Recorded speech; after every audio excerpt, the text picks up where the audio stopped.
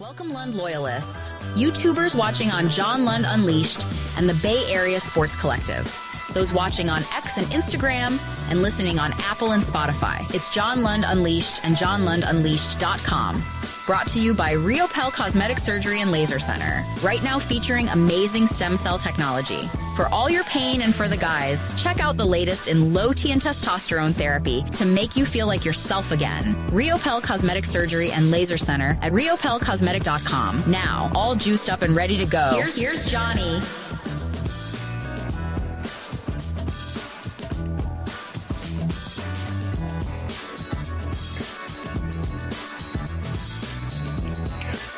There you go. It is draft day. Finally. So many people are like, dude, let's just have the draft. We talk so much about it. It is true. Who will the 49ers take at 11? I'll tell you. There's Jimmy in the corner with the medical cross there. Not good. Not good. Dirty or not. We'll get into that conversation. Thank you for joining us on a Thursday. I got a little bit of news for you. I'm going to be doing the draft coverage tonight from Las Vegas. I'll be in Las Vegas.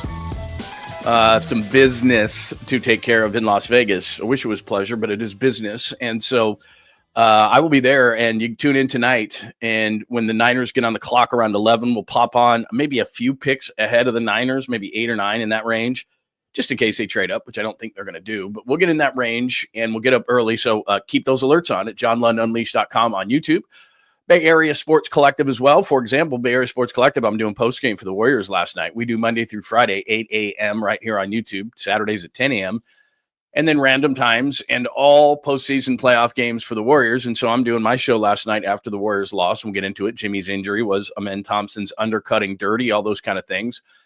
And then Tom popped on after me. Ogden, his producer, texted me, goes, hey, man, Tom's coming on in about 5 minutes. I'm like, cool, I'll wrap it up and we'll go to Tom. So that's what the Bay Area Sports Collective is all about. I'm on it. Tom Tolbert, Polly's Particles with Polly Mac, and Creative Tony. And Rod Brooks is joining us, too, for Quality Hang. And there'll be other podcasts and shows coming on, so make sure that you subscribe right there. So subscribe on John Lund Unleashed on YouTube. Bay Area Sports Collective, please. Thank you this morning for watching on X at John Lund Radio. By the way, those post games are exclusive to YouTube. So if you were on X last night and you're like, what's going on? Where's Lund? Those are exclusive YouTube only shows. So you have to, you don't necessarily have to join, but it would be great if you did.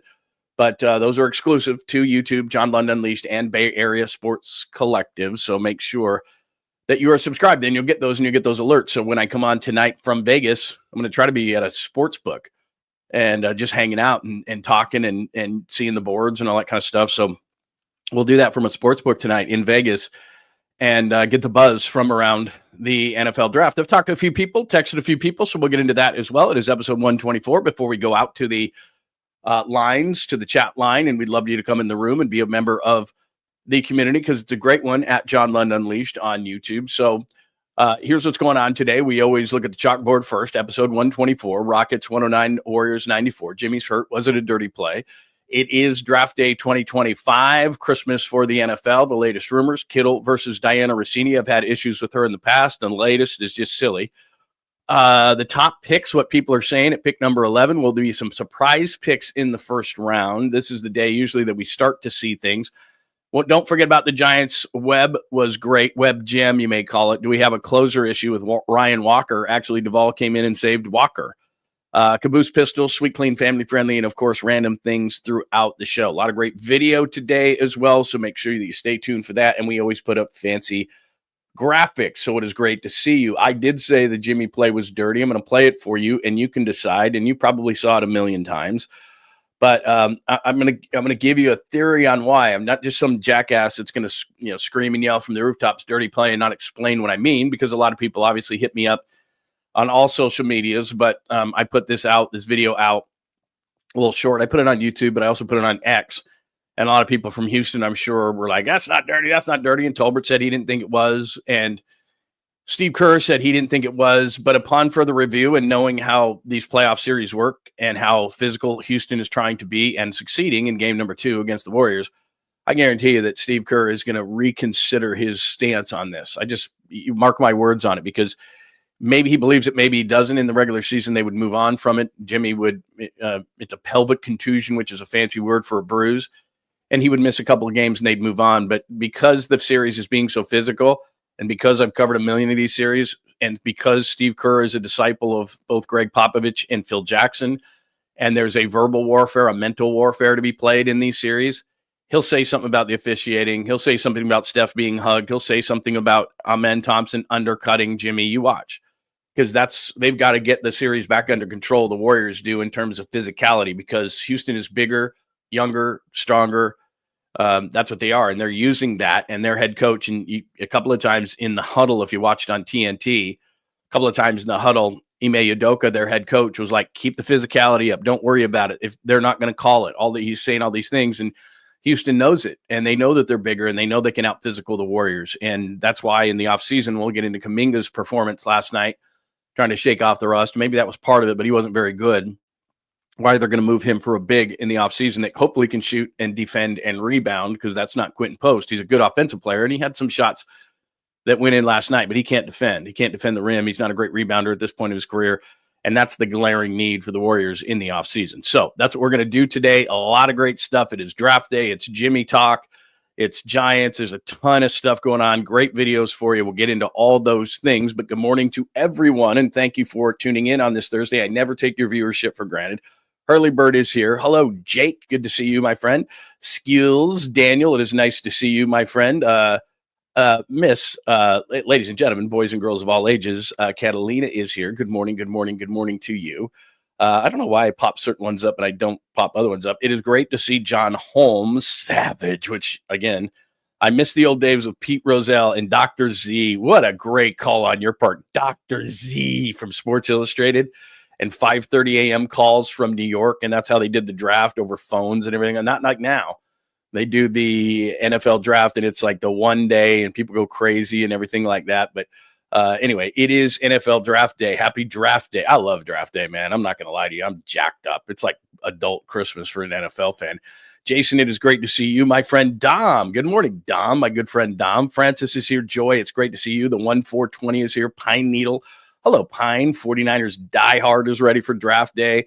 Very, very cool. Rockin' New Era. It is great to see you, my friend. Kenny Smith, he's awesome. Good to see you. Awesome to see all you guys. JJ Raider. 6 is where maybe this draft starts, JJ Raider. I'm telling you, Jacksonville's kind of a wild card at 5. I think we know what's going to happen in the first 4 picks of this draft. Nate, nice to see you, my friend. So if I missed you, believe me. Hi, Chris. Good to see you. I will make sure that we say hello to you this morning. If you are new in the chat, maybe you're just chilling, and that's what a lot of people do. But if you want to say hello and good morning, that would be great. All are welcome. Differing opinions are welcome. If you don't think it was a dirty play, that's cool by me. You don't even have to explain yourself. That's fine. I think it was, and I'll explain why. But let's get into everything. And good morning, good morning, good morning to everyone. All right. Before we get into heavy draft talk, let me just quickly get through the Warriors last night, 109-94. Before I get into details, before I play the play, because everything else is relatively irrelevant, to be honest, until we know the status of Jimmy Butler. Now, I'm going to start at the end and go backwards, kind of like a movie sometimes. Jimmy Butler is going to play. Steph Curry had a similar injury, the pelvic contusion, earlier in the season, and he missed 2 games. It's the playoffs. He's got to play, and Jimmy's tough, and he's going to play. He's going to get shot up or whatever it's going to take. Jimmy's going to play. That's not the thing. It's how effective is he going to be? Because Jimmy Butler is not just some drift shooter and non-physical player that can just, if he gets banged, he won't get banged around a whole lot. Well, Jimmy Butler doesn't do that. He plays in the mid-range. He gets to the rim. He gets to the line. He's a rebounder, a defender. He's a physical player. So he's going to get knocked around, and that thing's not going to feel great. Adrenaline's going to take him through some of it. But the big thing is, can playoff Jimmy be playoff Jimmy? That's the biggest question for the Warriors. Not that the series is 1-1. Can Jimmy Butler be Jimmy Butler? Because we saw last night, and Podziemski clearly wasn't himself with whatever he had, food poisoning, whatever food he ate, whatever the case may be. Tom was talking about this, not that he got sushi, but it's like, dude, don't get sushi in Houston. I don't know what he got. But anyway, he wasn't himself. So you're down Jimmy Butler, which is crazy, and you're down Brandon Podziemski. So you're down 2 starters. And I made a joke of this during the game, and some people, just because the Warriors are lost, are all pissy about it. But Pat Spencer, 61, where the undershirt looks like he's a guy that like bought those really expensive seats that you can't believe they actually sell right literally next to the Warriors bench. You look like a player. And it looks like he was drinking a beer, and Steve looked down the bench and went, why not? Hey, dude, whoever you are, get in the game. Like, he looks like that kind of a guy. And to be honest with you, he actually hustled and played hard, unlike Kuminga. So I wouldn't have minded seeing another stint from him instead of Kuminga, but we'll get into that in a minute. But it's about Jimmy's health. How effective can Jimmy be? Because the Warriors without Jimmy Butler are already out of the playoffs. They would have been a 9-10. They were 25-26. You know that when Jimmy Butler arrived. He saved the season. He saved the organization. He saved Steph from having to ask for a trade in the offseason. We've been through all these scenarios. That's how important Jimmy is. He's a clear Robin to the Batman of Steph Curry. And if he's not around, or not so much around and not as effective, then the Warriors are sunk in this series against the Rockets. It didn't surprise me that the Rockets came out as physical as they did. It didn't surprise me that the Rockets won the game. I think the Warriors obviously would have made a run at these guys had Podziemski been healthy, had Butler been healthy, but it is what it is, and everything else is just an excuse. I tell you this all the time. I'm a bottom line guy. The bottom line is the Rockets kicked their ass, and they did it in a physical nature. And what they tried to do in game one, they did succeed with in game two. I told you that Jalen Green was going to try to get going. That was going to be the big thing, is they'll give Şengün 30 points a game. But Şengün last night, well, he didn't score the 26 he scored in the first game. He was still very effective. And then Jalen Green got going. And if they get their 1-2 punch going, it's just like the Warriors. They're going to be really tough to beat. And then the officials are allowing the physicality, which is in Houston's favor. And that's fine. I like physicality. I like throwbacks. I think they said last night it's like the 80s. It's not like the 80s, man.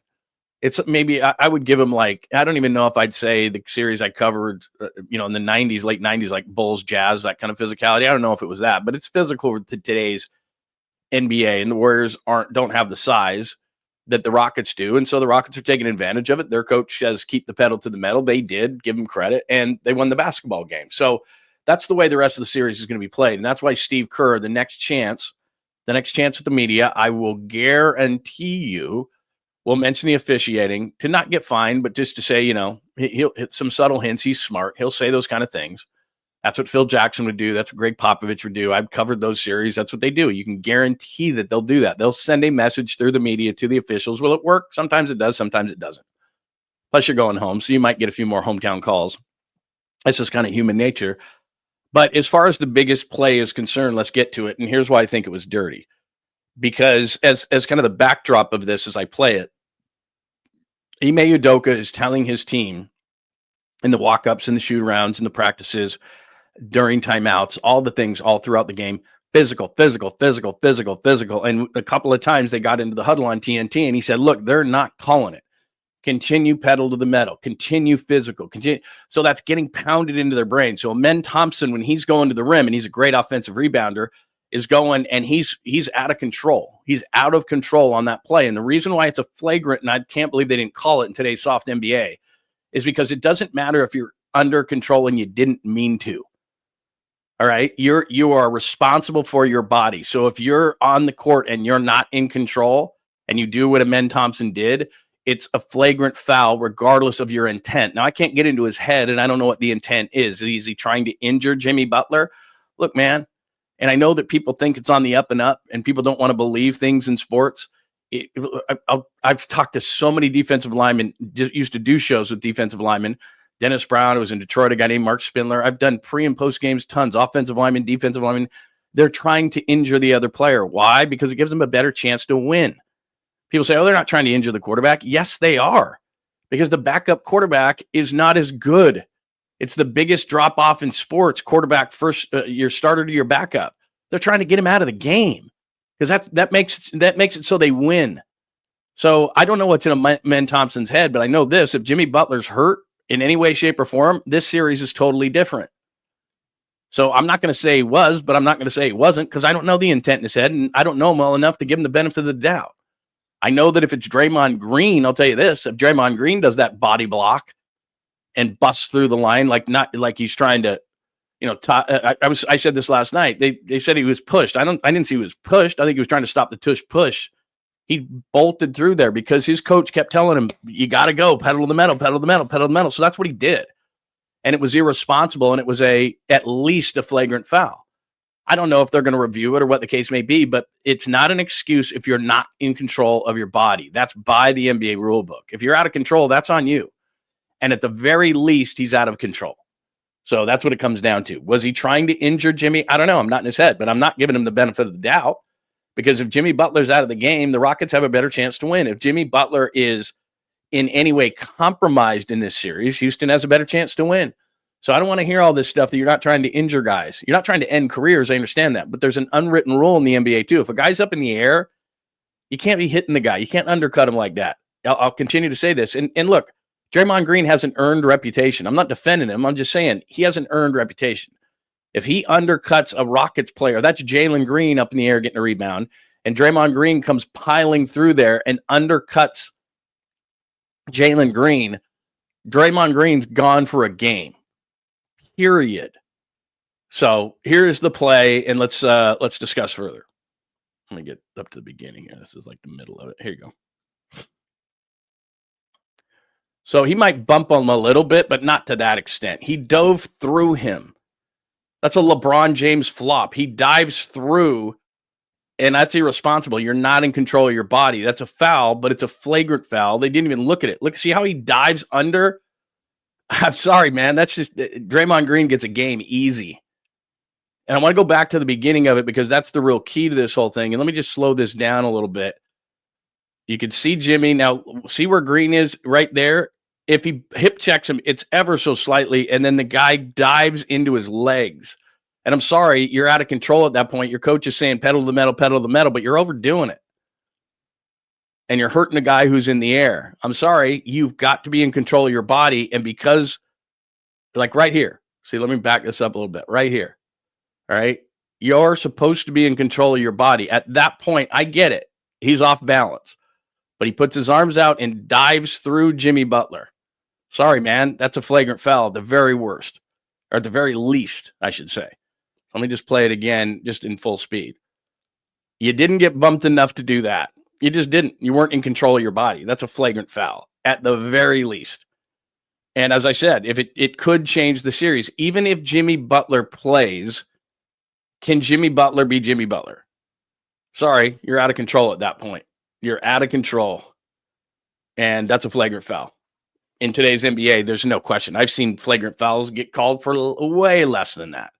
And I don't mean to go the Bob Fitzgerald route here. I'm just telling you that that's a foul. I like physical play. I like that they're allowing it to be played this way. It might not be to the Warriors' advantage. It's not. But on that particular play, that's a flagrant foul. On that particular play, if that's reversed and it's Draymond Green doing the hitting and it's Jalen Green doing the falling, that's a game for Draymond Green, period. There's no doubt in my mind about that. So I think that what's going to happen here is there could be a review of that. But at the very least, Steve Kerr is going to make it his next opportunity to speak to the media and speaking to the NBA and to the next officials in Game 3 about the physicality, about the questionable nature of that play, all those kind of things. Because by rule, I'll keep saying this, you have to be in control of your body, and the fact that you may get bumped or something like that, that's a LeBron James flop through there. That's just, there's no way that you were in control of your body. And that's not only a foul, it's a flagrant foul. It's a dangerous play. Guys up in the air. It's an unwritten rule. You don't go to guys' legs like that. Now, look, again, he's off balance. I get it. I understand it. But I think it's borderline dirty for sure. And if I'm the Warriors, I'm going, don't love it. Don't like it at all. So that's part of it. And it comes down to, regardless if it's 1-1, the biggest story, and it's not even, number 2 is not even close. And number 2 is the physicality of the game and how it's going to be called the rest of the series. But number 1 on the list is, how is Jimmy? And there's a difference between a guy playing, and he has to play at this point of the year, and a guy playing effectively. And then the other thing is, before this injury, it's like, okay, not only are they going to win this series, how far are they going to go with Jimmy Butler?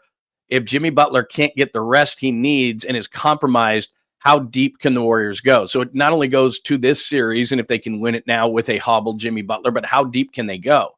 And remember, we talked a ton about rest going into this series. So you win the play-in against Memphis, you go Tuesday to Sunday, tons of rest for the older team. You win game 1. You go from Wednesday to now Saturday, plenty of time. If Jimmy Butler's compromised at all, it will. The advantage is they get a few days until this game. But then after game 3, it's every other day. Now, it's not back-to-back, and you do get a little bit of rest. But if Jimmy's banged around in game number 3 and he's not feeling great, he's only got a day to recover. And that swings back in the Rockets' favor, the younger team. And the physicality is going to be massive. How is it going to be called in game 3? How much can you get away with? And it's not only the way that they're going to the boards and the physical nature that they're playing and the size that they have in 𝐮𝐬𝐿 and so forth. It's how much physicality are they going to allow on Steph Curry. Now, Steph is going to figure this thing out. Players play better when they come home. That's just the nature of it. The crowd gets into it, all these kind of things. They've got home court advantage. I'm not panicked, and I still think the Warriors are going to win the series, but a lot of it depends on Jimmy. But Jimmy aside for a second, what are the officials going to say when Steph Curry continues to be bear hugged? And I'm telling you, Steve Kerr is not only going to address the Thompson play, physicality in general, but the other part is going to be something along the lines of, and again, riding that line between getting a point across to the NBA and specifically to the officials, but also to say the hugging, the grabbing, hey, I love Steph too, but you can't hug him to that extent. I mean, it's going to kind of be in a joking manner, to be honest, so that he doesn't get fined. But there's the clutching, the grabbing, the hugging, all that kind of stuff. And I get the playoffs, and that's the way it used to be played, and there was nothing you could do about that. But in today's NBA, there is. And Kerr will, in some way, shape, or form, in a creative way, talk about his superstar status and the fact that he's getting hugged, and maybe make it in a joking manner because that's how Steve is, but also getting his point across to say, our guy's got to have a little bit more freedom than what he's getting. So we'll see. But that's going to be a part of what Steve says as part of the strategy of what a series is all about. So that's what's going on as far as the Warriors are concerned. I can pop up the box score. It doesn't mean a whole lot to me. I mean, I just told you what the storylines are. It's Jimmy Butler and the physicality. Now, other than that, what are the storylines, at least for me last night? Let me just share my screen so you can kind of take a look at what happened last night. I mean, Jalen Green was great. I can't say one negative thing. Charles Barkley said after the game, I thought something interesting. He goes, you can't be scoring 7 then 38. He goes, the coach doesn't like that. Now it's 45 points and it's 22.5 points per game, but it's 7 and then it's 38. So for me, 𝐮𝐬𝐿's going to do what he's going to do. He had 17 last night. He was dominant. It's going to be about Jalen Green. What are the Warriors going to do about Jalen Green? He hit 8 threes. He took a career-high 18 three-point shots. He's not going to score 38 a night, but he's also not going to score 7. So he's a key offensively to everything that they do. 𝐬𝐮 was really, really good last night. Underrated, not only the 14 points. It's just he got Draymond Green out of his game. I thought that somebody must have talked to Dillon Brooks because in game 1, he was far too under control. That's not Dillon Brooks. And he got 𝐬𝐮 and everything like that. And that's just what he does. So I think somebody told him, hey, dude, like I understand that you don't want to go over the line like you used to do, but you can't be a flatliner either. So I thought that was a big key to this game. But it's physicality and what the Rockets did. It's the injuries to what happened to the Warriors. But you got to give Rockets credit. I'm not going to take all the credit away from the Rockets. As far as what the Warriors were concerned, I'm not going to really say anything about 𝐃𝐨𝐧'𝐭 because he was sick. Steph got physicaled a lot. Udoka after the game said that once Jimmy was out, they went pedal to the metal on Steph, and you thought they were doing it the first time. They absolutely were just all over him once Jimmy left.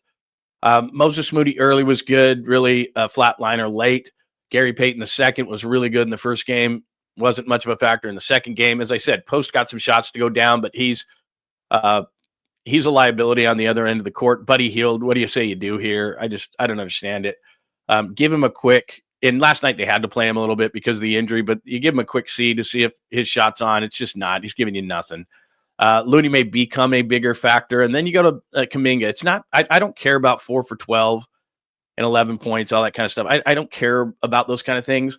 The Warriors are asking him to play a specific role, which is we need you to defend. We need you to rebound. We need you to all these different things. You had to be the Jimmy Butler last night. He didn't look interested.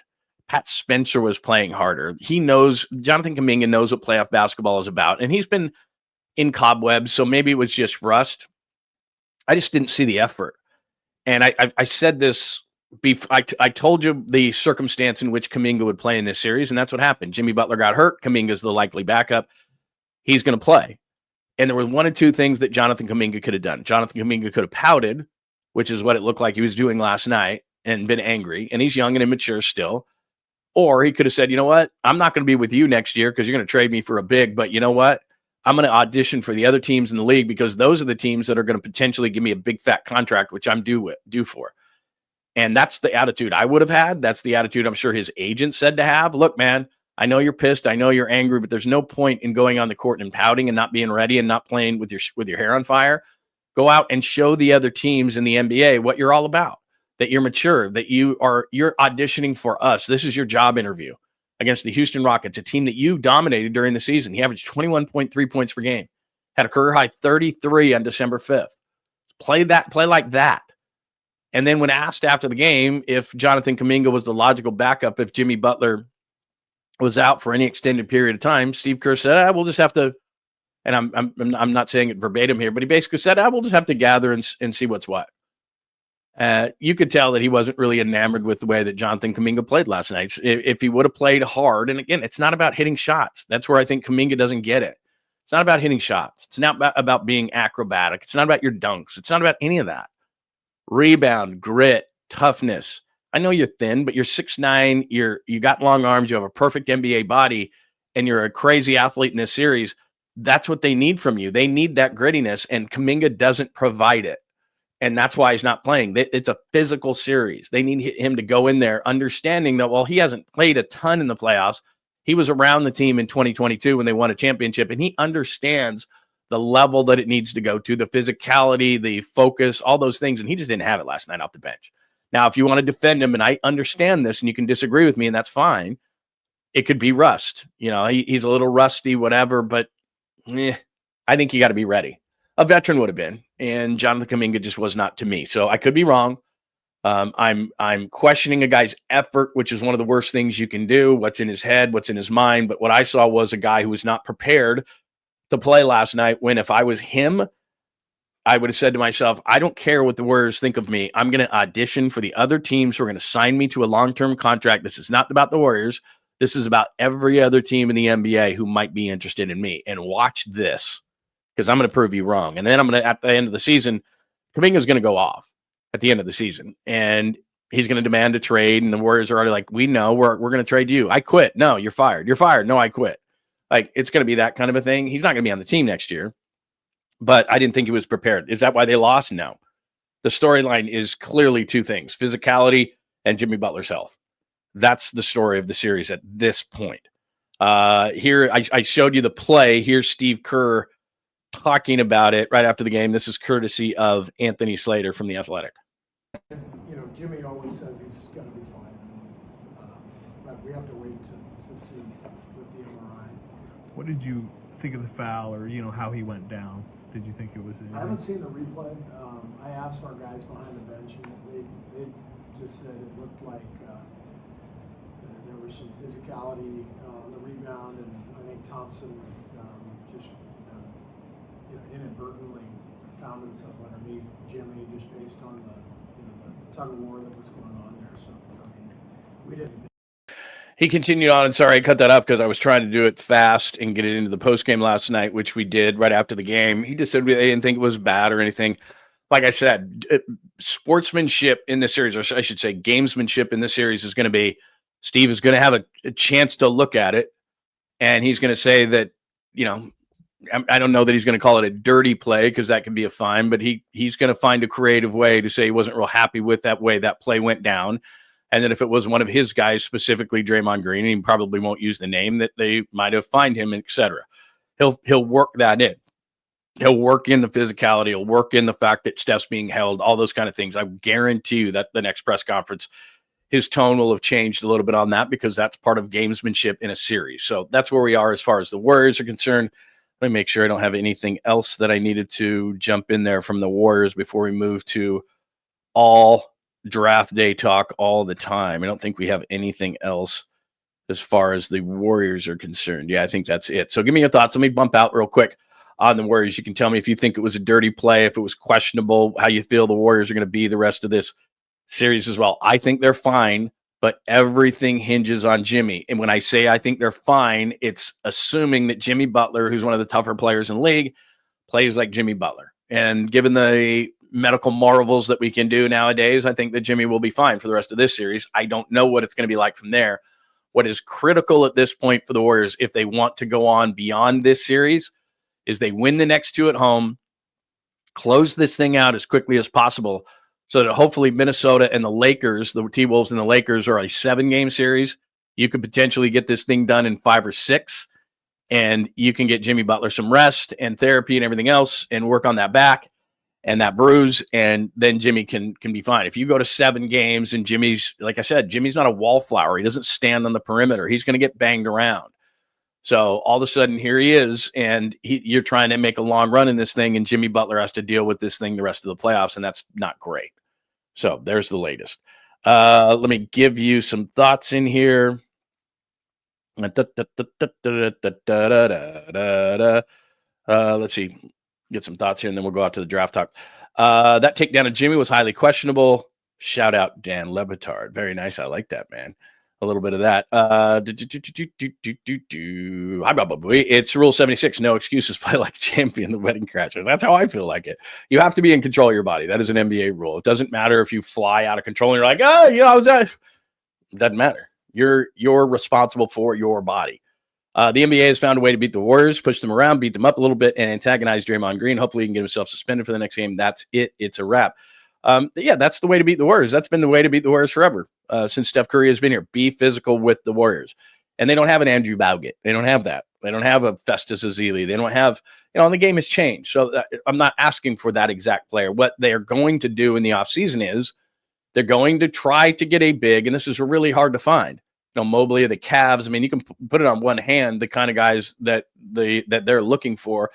A guy who can stretch the floor like Quentin Post on one end and defend it on the other.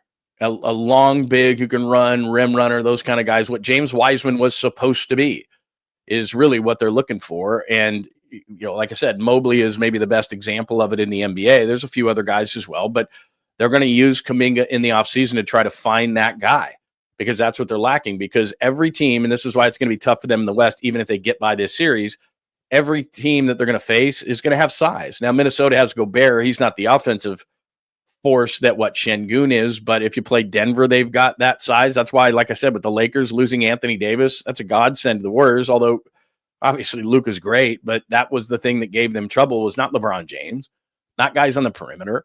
It was Anthony Davis. He was a massive pain in the ass. And so you start looking at teams like that, the Clippers.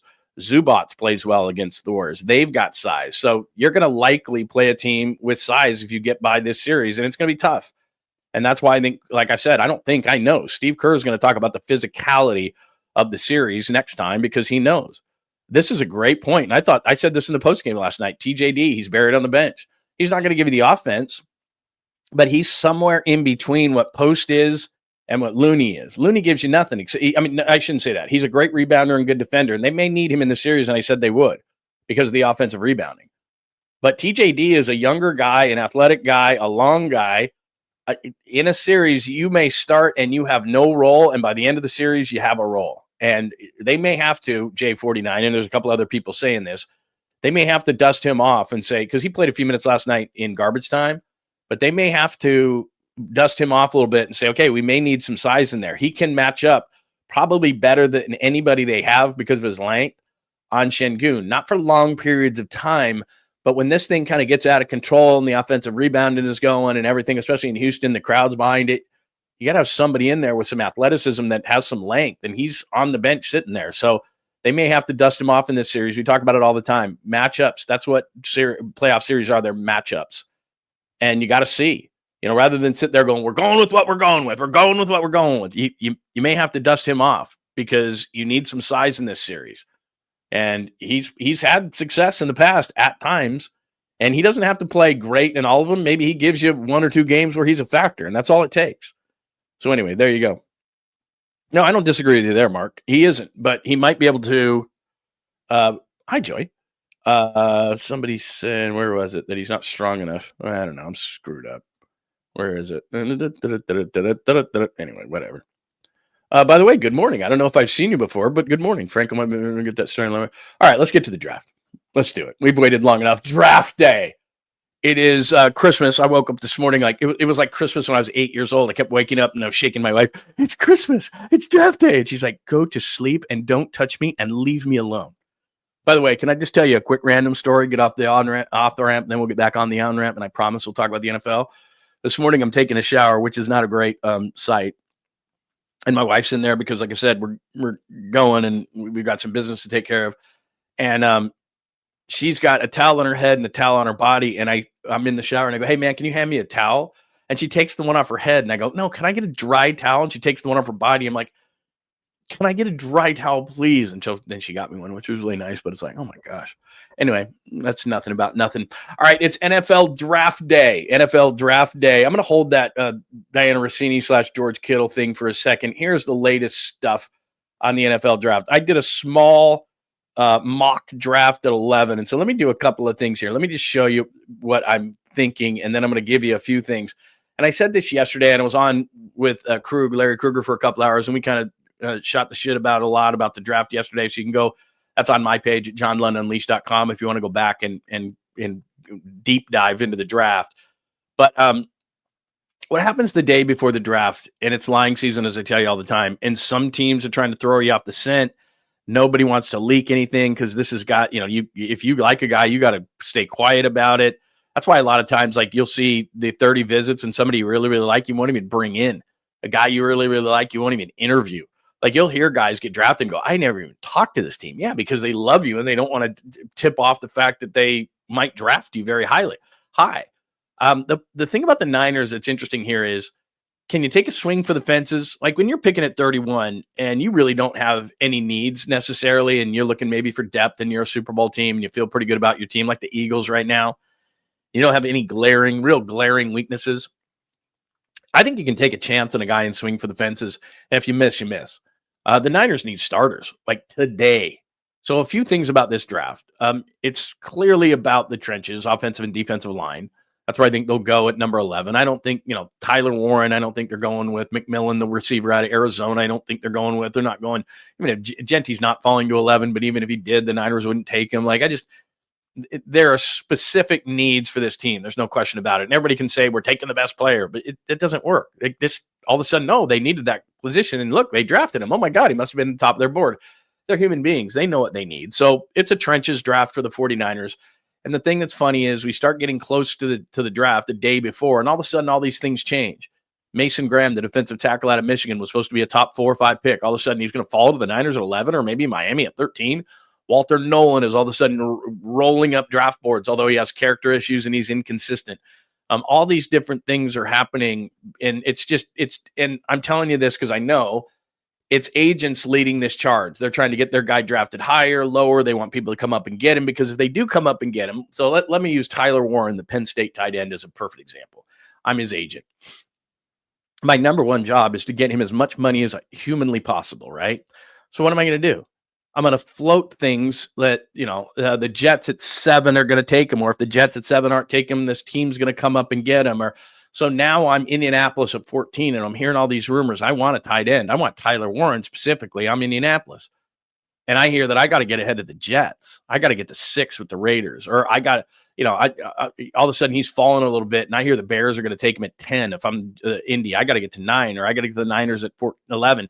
That's what these agents are doing because they're trying to drum up as much interest as possible for their client so that they don't drop in the draft. And so not only they not drop, the team that they want them to go to specifically, maybe because they think that's a great fit for their client, they're trying to get that team to come up because the difference between picking a guy at 14 and 7 is millions and millions and millions. And not only does that player get those millions, you get that millions because you get a percentage of the draw. So that's the game that is being played within the game. Teams aren't letting, just for an example, Schefter or Schrager or any of these insiders. John Lynch ain't calling those guys. John Lynch is looking at his call screen just like you, and it says Peter Schrager or Adam Schefter. He ain't taking that call right now. Are you kidding me? Hey, Adam Schefter here. What are you guys thinking? Let me tell you, Adam, this is what we're going to do.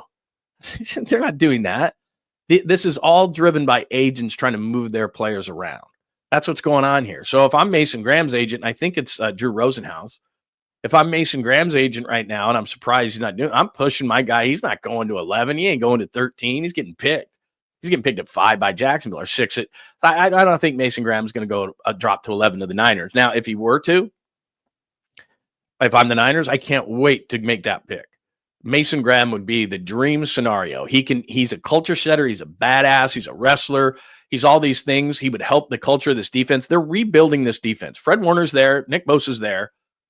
Fred is a hell of a leader. Bosa's a little bit different in that regard. But you need culture setters, and that's what Mason Graham is. He's a badass. What he's not a workout warrior. He's not going to impress everybody. He's got short arms. He's not going to jump out of the gym. He's not, any of these guys. And what happens in the first round, and I tell you this all the time, the reason why teams fail in the first round is they forget about the film and they love the sexiness and they love the 40 and they love the shuttle and that doesn't mean anything in terms of being able to play football. But what teams want to do is there's averages at each position. So, for example, the average offensive tackle in the NFL, I'm just doing this off the top of my head, is 6'5¼ 316 pounds, right? And if you fall not in that range, if you're a little bit under this and that, then they're in the first round, they're not taking. But in the second round, when you start to look more at football players, second, third, fourth, why do the Niners succeed? Because they look at the film more. And you start going, let's just draft football players. In the first round, it's a sexiness of all this, they fit the measurables, height, weight, speed, all Al Davis stuff, right? And you miss. Why did we miss? Because Shamar Stewart had 33 pressures, but 3 sacks, and he couldn't get to the quarterback. And if he couldn't do it in college, why was he going to do it at the pros? Now, maybe he will. Maybe he'll be the exception. Walter Nolan is a guy that has really high upside, but questionable character. So you're going to take him ahead of Mason Graham? I wouldn't. And that's why I started this conversation with how risk adverse can the 49ers be? Because at 11, you better get a guy that's going to start this year. Not in 2 years, now. You need him now, and you're going to have to throw him in there now. Now, if you're picking at 31 and you're a Super Bowl team and you don't have that many needs, then you can take a guy along slowly. But if he plays, loses confidence, all of a sudden, he's 𝐬𝐻𝐿. That's what happens. The Niners, they weren't drafting because it was best player. They were drafting for need. They had just traded Buckner. They needed a defensive tackle. They reached on this guy. They traded back 1 pick with Tampa. They originally had the 13th pick. They picked 𝐾𝐿 at 14. Tristan Wirfs went to Tampa. If you'd have taken best player, you're taking Tristan Wirfs, and he's an all-pro. That's the way it works. You cannot get locked in on a position. You cannot get locked in athleticism. You can't get – because that's what 𝐾𝐿 was. Oh, my God, he's 6'6", 320. He's got these long vines. Oh, my God, look at him. And then you're John Lynch, and at the end of the day, you go to Jed York, and you say, not my fault. He was 6'6", 320 with long arms and great athleticism, and he jumped this in the shuttle and blah, blah, blah. But he didn't produce. So you wouldn't have taken him probably normally till the 3rd or 4th round. Adam Peters is still so convinced that 𝐬𝐻𝐿 is going to be something. He just gave him a bunch of money with the Commanders. Like he's like, no, this guy, he can play. All right, make the same mistake. It's fine. But anyway, that's what the draft is about more in the first round. And then they start drafting football players, and we go, oh, my God, how did they hit on Fred Warner in the 3rd and Kittle in the 5th and Purdy in the 7th? Because they're football players who don't exactly have the measurables. Warner was the star position at BYU, more of a safety projection. George Kittle didn't catch a lot of passes because that's the way that Iowa's offense was. He blocked a lot. Purdy, obviously, is not the prototype at barely 6'1" and 220 pounds. So all these different things don't get you drafted early, but the sexiness of he's the exact size and weight. Look at what he did at the combine, and you're not looking enough at the film, and that's where you screw up. So my point in all of that with the Niners is that it scares me about Walter Nolan because he has a lot of upside, but you got to get a solid rock at number 11. All right, with that as kind of the yappy backdrop, right? So here's what was going on. I did the first 11 picks. All right. I don't care about the other team. So I did the first 11 picks, and this is who was on my board at 11. Okay. So the wide receiver out of Arizona, Nolan was there. Malachi Starks, which, by the way, underrated position of need for the Niners because I don't trust J.R. Brown. And Armand Membu out of Missouri, who a lot of people are like had going as high as maybe 5 to Jacksonville or 6 to the Raiders. All of a sudden he's falling. He's a right tackle. He's super athletic. I think he can move to the left side. I don't know why he's falling, but apparently he is. He's a younger guy, so maybe there's maturity issues. I have no idea. So here's what I was thinking at 11 versus what I did. I'd take any of those 4 players. McMillan, not so much. I don't think they need a receiver as much as people say. But in my mock draft, because I did the picks, I did all the picks. I had Mason Graham, I think at like 5 or something or 6. He's just too good to fall that far. So what I did was, because there was 4 players on the board that I would be happy with at 11, I moved back with Atlanta, and I think that's what the Niners are going to do if they can. I doubt it. They're going to probably pick at 11. But I picked Cam Ward first. Travis Hunter's going 2. I think there's no question that those are the first 4 picks of the draft. Ward 1, even though I wouldn't pick him there. Ward 2, Hunter 2, Abdul Carter 3, Will Campbell 4. The reason why that's relevant at 3 with Abdul Carter is because that's going to open up a spot for Kayvon Thibodeaux to be traded. And if I'm the Niners, I'm in on that conversation. He had 11.5 sacks 2 years ago. He's super talented, needs motivation, is inconsistent, and he's not getting paid yet. And you'd get a free look at him for a year. I'd do that in a heartbeat. Not a first-round pick, but like you could get him for probably a 3rd or a 4th. And Adam Schefter, and I showed you this, and I can pop it up again, has some young players that maybe could be traded. I think the Niners are going to not only try to trade back if they can. I doubt it, but if they can, they will. And I also think that they're going to trade for a veteran or 2 during the draft because you're not going to get 6 or 8 starters out of the draft. That's what I think. 5, Ashton Jeanty. We keep hearing from people close to Jacksonville that they need an offensive playmaker. Their coach is Liam Cohen, the former offensive coordinator of the Buccaneers, and he wants another playmaker in addition to Brian Thomas Jr., the great wide receiver they got last year at LSU. So Jeanty, who I think the Raiders would want to pick at 6, gets snatched right ahead of them at 5, and I love that word. Mason Graham, I just don't see it. I just don't see him falling to 11 where some are mocking, to 13 to the Dolphins or some are mocking. He's just too good. And he's too good of a culture setter. So remember, Pete Carroll is there. They have a new GM that came over from John Spytek from Tampa. They need culture setters still on that team. And you put him on that defensive line with Crosby and some of the other talent that they've got there, I think that the Raiders would be cooking with gas. I don't think they're going to pass on Mason Graham. Tyler Warren, I'm thinking about Justin Fields. You can take an offensive lineman, but Justin Fields is leaving the pocket either way. Like if he's feeling pressure, fine. Like I've seen this theory where it's like, well, they're going to get him an offensive tackle. They got a left tackle last year from Penn State, and then this year they're going to get a right tackle. Well, what does it matter? Because Justin Fields is leaving the pocket anyway. So what would be of more value to the Jets for Fields? A tight end. Because a tight end, a lot of times, a George Kittle, a safety blanket, that's what he needs. He doesn't read the field really well. So get yourself a positive matchup against almost every team if he can be the next Brock Bowers. And he would be of more value to Justin Fields than an offensive tackle because Fields is leaving and going outside the pocket anyway and scrambling because he's not going to see it. And the guy who's going to be open is Tyler Warren. So to me, Tyler Warren makes a ton of sense for the Jets. Jalen Walker, a lot of people just, again, a tone setter, a great, not only a very good player, but also a great personality, a guy who loves football. That's what the Panthers need. They're a young team. They got problems. Shamar Stewart, not the slide, but somebody I think is going to take a chance on his measurable skills, everything. Like I said, that's what the first round is about. People reach for guys. He didn't produce in college unless you think 33 hurries is good, which it is, but it only turned it into 3 sacks. New Orleans needs defensive line help. Cameron Jordan's getting a little bit older, the former Cal Bear. I think he would be the perfect guy to mentor him, so that's what I gave him. Hampton, I don't know if the Bears will go that high on a running back, but that's clearly what they need for that offense. And again, it's helping Caleb Williams, who got sacked so many times. What's a good way to do that? You could do offensive line, and they fixed the interior of their offensive line, did the Bears this offseason at a really high level, and they could use a tackle. So I could see Membu going there. I could see a lot of different teams going there. So that's what it is. Now, at 11, what I did was I traded back. I didn't do that Membu pick. That would be a defensive lineman. That would definitely be a defensive lineman to me, not Membu to trade up for. McMillan, I could definitely see the Cowboys doing that. I didn't make the pick at 13. I think that the Dolphins would go offensive or defensive line.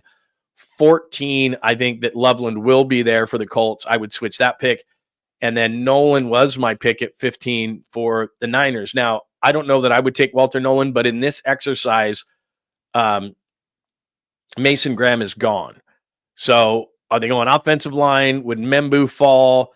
But I took Walter Nolan and I moved back in the draft and got myself a 3rd round pick to move back 4 spots. And the reason I did was because, like I said, and this is how GMs think. Let me go back to this for a minute. At 11, that's what was on the board. I have 4 players that I'd be fine with. McMillan, Nolan, Starks, Membu. There's other players too, but that's what would fit on my screen. I don't think they would take Membu. Those other 3 guys, I think they would. And there was other guys that were on the list as well. So I think John Lynch, and he said this during his press conference when I was down there on Tuesday, that if there were 3 or 4 guys on the board that they liked, then what you do is you move down 3 or 4 spots because you'll be fine to take one and you get yourself an extra pick. Now, will that be an extra pick so they can pick another rookie? I don't think so. I think that's the 3rd round pick that you could flip to the Giants and get Kayvon Thibodeaux. Because even though Thibodeaux was a top 5 pick, they just took Abdul Carter. They have no leverage whatsoever. You know they got to trade him.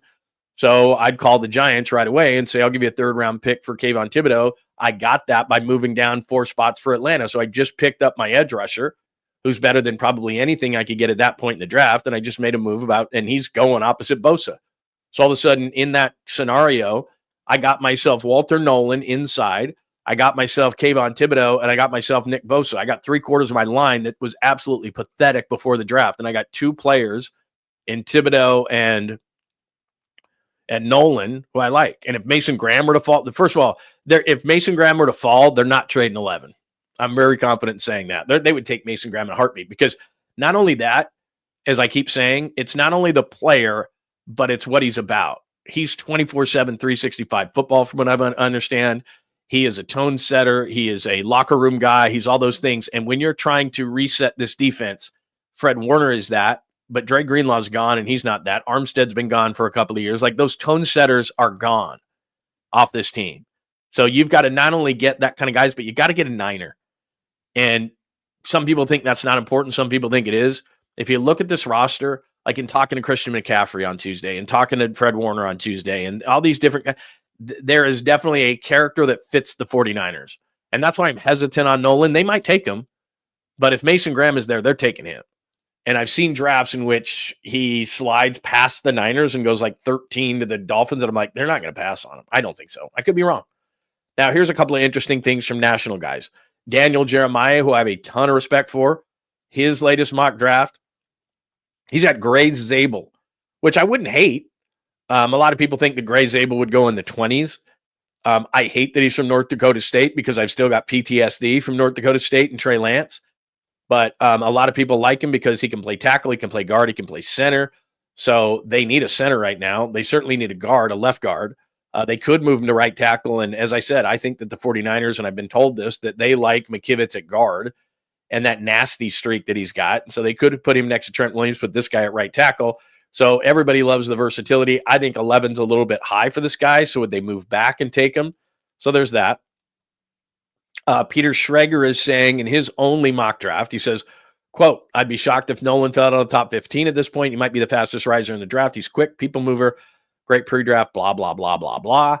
The reason why Nolan could be the pick for the 49ers, whether it's 11 or in my stupid mock 15, is that Chris Kusarek could be pounding the table for him. And I told you on Tuesday what John Lynch said at his press conference, which is they have this thing called table talk, in which the scouts and the coordinators and certain people go up there and they pound the table for their guy, and they literally stand on a table.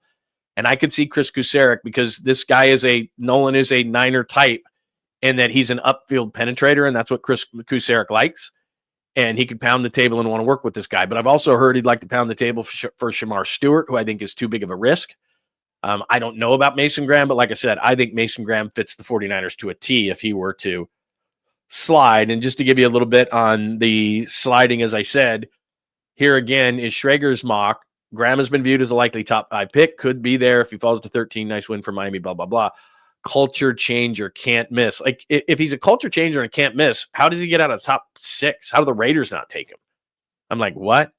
And then here's Albert Breer, and Breer says Nolan as well.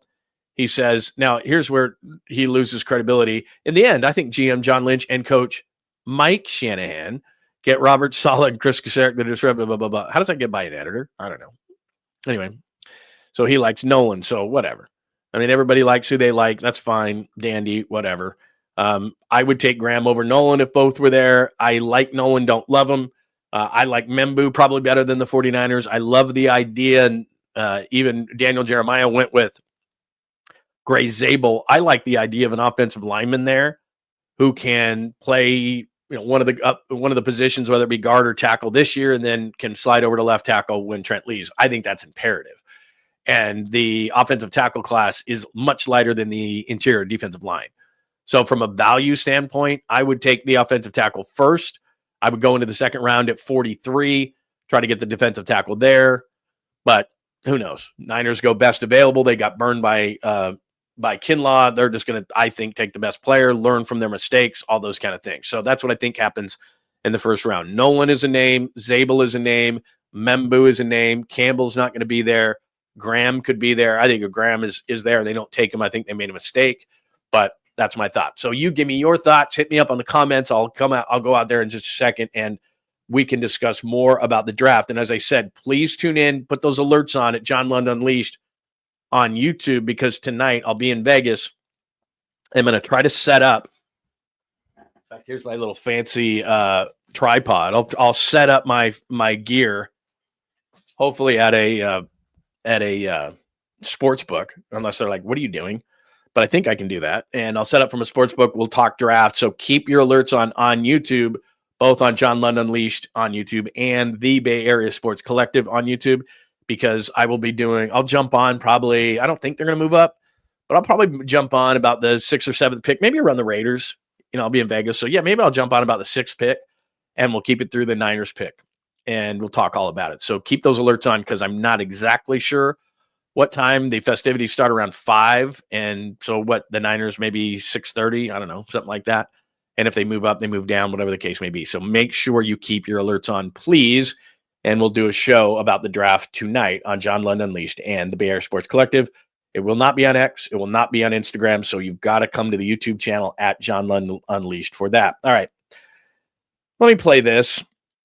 I got nothing against Diana Russini. I'm sure she's fine at her job. I've had issue with her in the past. I can't even remember what it was about. But so what happened yesterday, to just kind of give you a once-over, and she's going to describe it in just a second. But essentially, she said George Kittle's staying away from, and she called them OTAs, which they're not. That's her first inaccuracy. It's not an OTA.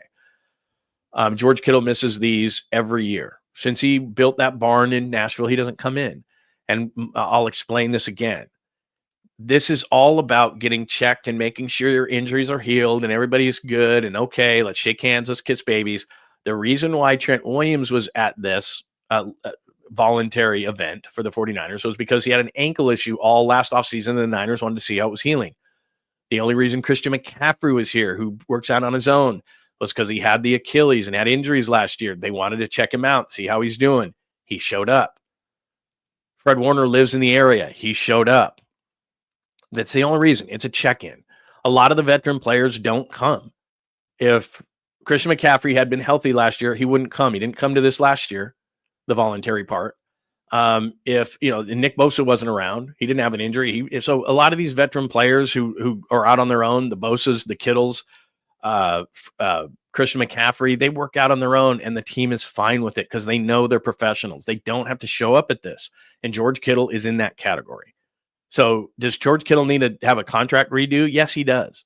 We played it from the Super Bowl in New Orleans. He was on the Kay Adams show or whatever it's called, Up in Adams. And he said, I don't know what's going on, Kay. It's going to get done. They're going to make him the highest paid tight end in the league. I'm not worried about it in the slightest. George Kittle is not a guy I worry about. Now, again, this is the same thing with Brock. Would I like him to be on the first on-field OTAs that are really a deal at the end of May? Yes, I would.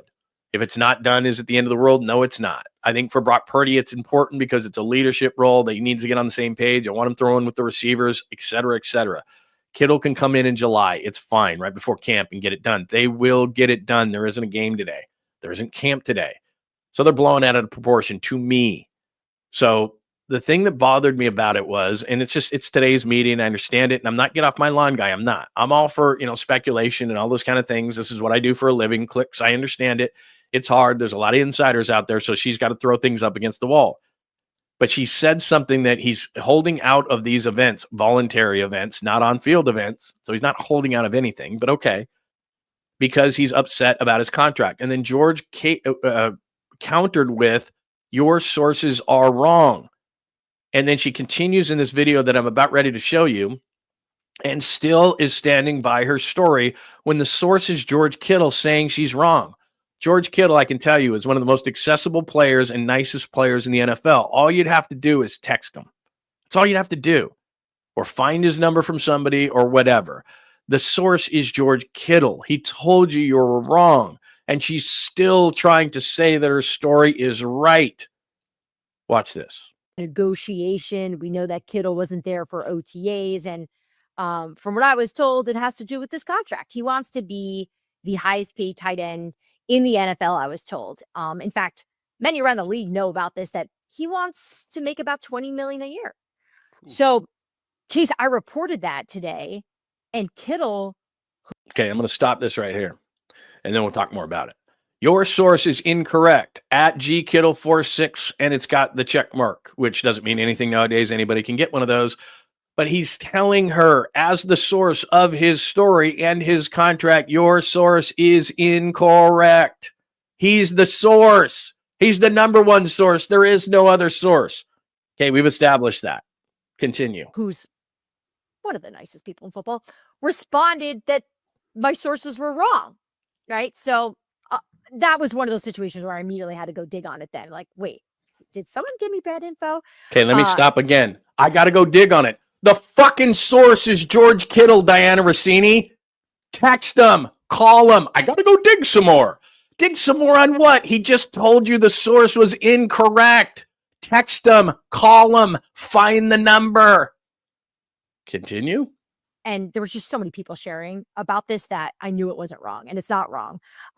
It really comes down to semantics, okay? Yeah. Because when you take a look at the Trey McBride deal, it's 4 years, $76 million. Just a few months ago, Arizona did that deal, right? Making him the highest paid tight end. Well, the San Francisco 49ers made an offer to Kittle that in guaranteed money essentially made him the highest paid tight end, but it still was less than that Trey McBride contract. Yeah. So it really comes down to these small details. And in my opinion, it's really not about that. It's more about, are they going to be able to come to an agreement? Because right now there's no deal and this isn't done at this point. So, well, I'm sure George is mad that it's out there. The truth of the matter is he wants to be paid. And I think he knows that maybe perhaps the San Francisco 49ers. Did you hear what she said? Maybe, perhaps. She said, maybe, perhaps the San Francisco 49ers are not going to get to that number. Maybe, perhaps. What the fuck does that even mean? I'm sorry if you're offended by F-bombs, but it pisses me off so much is because the media has changed so much, and I'm cool with it, man, and I get it. He just told you you're wrong. And then you said something along the lines of he wants to be the highest paid. They offered him the highest paid, but it doesn't make him the highest paid, and maybe, perhaps. Like, shut up. You know, sometimes you're wrong in this business, and I can admit it. I've been doing this 30 years. I've been wrong a million times. People hit me up on comments all the time. Aren't you embarrassed that you said this and this and this and this? No, I'm not. Because I do a show every single day, and I tell you what I think or what I've heard or whatever. And if I'm wrong, I'll be the first to say I was wrong on that.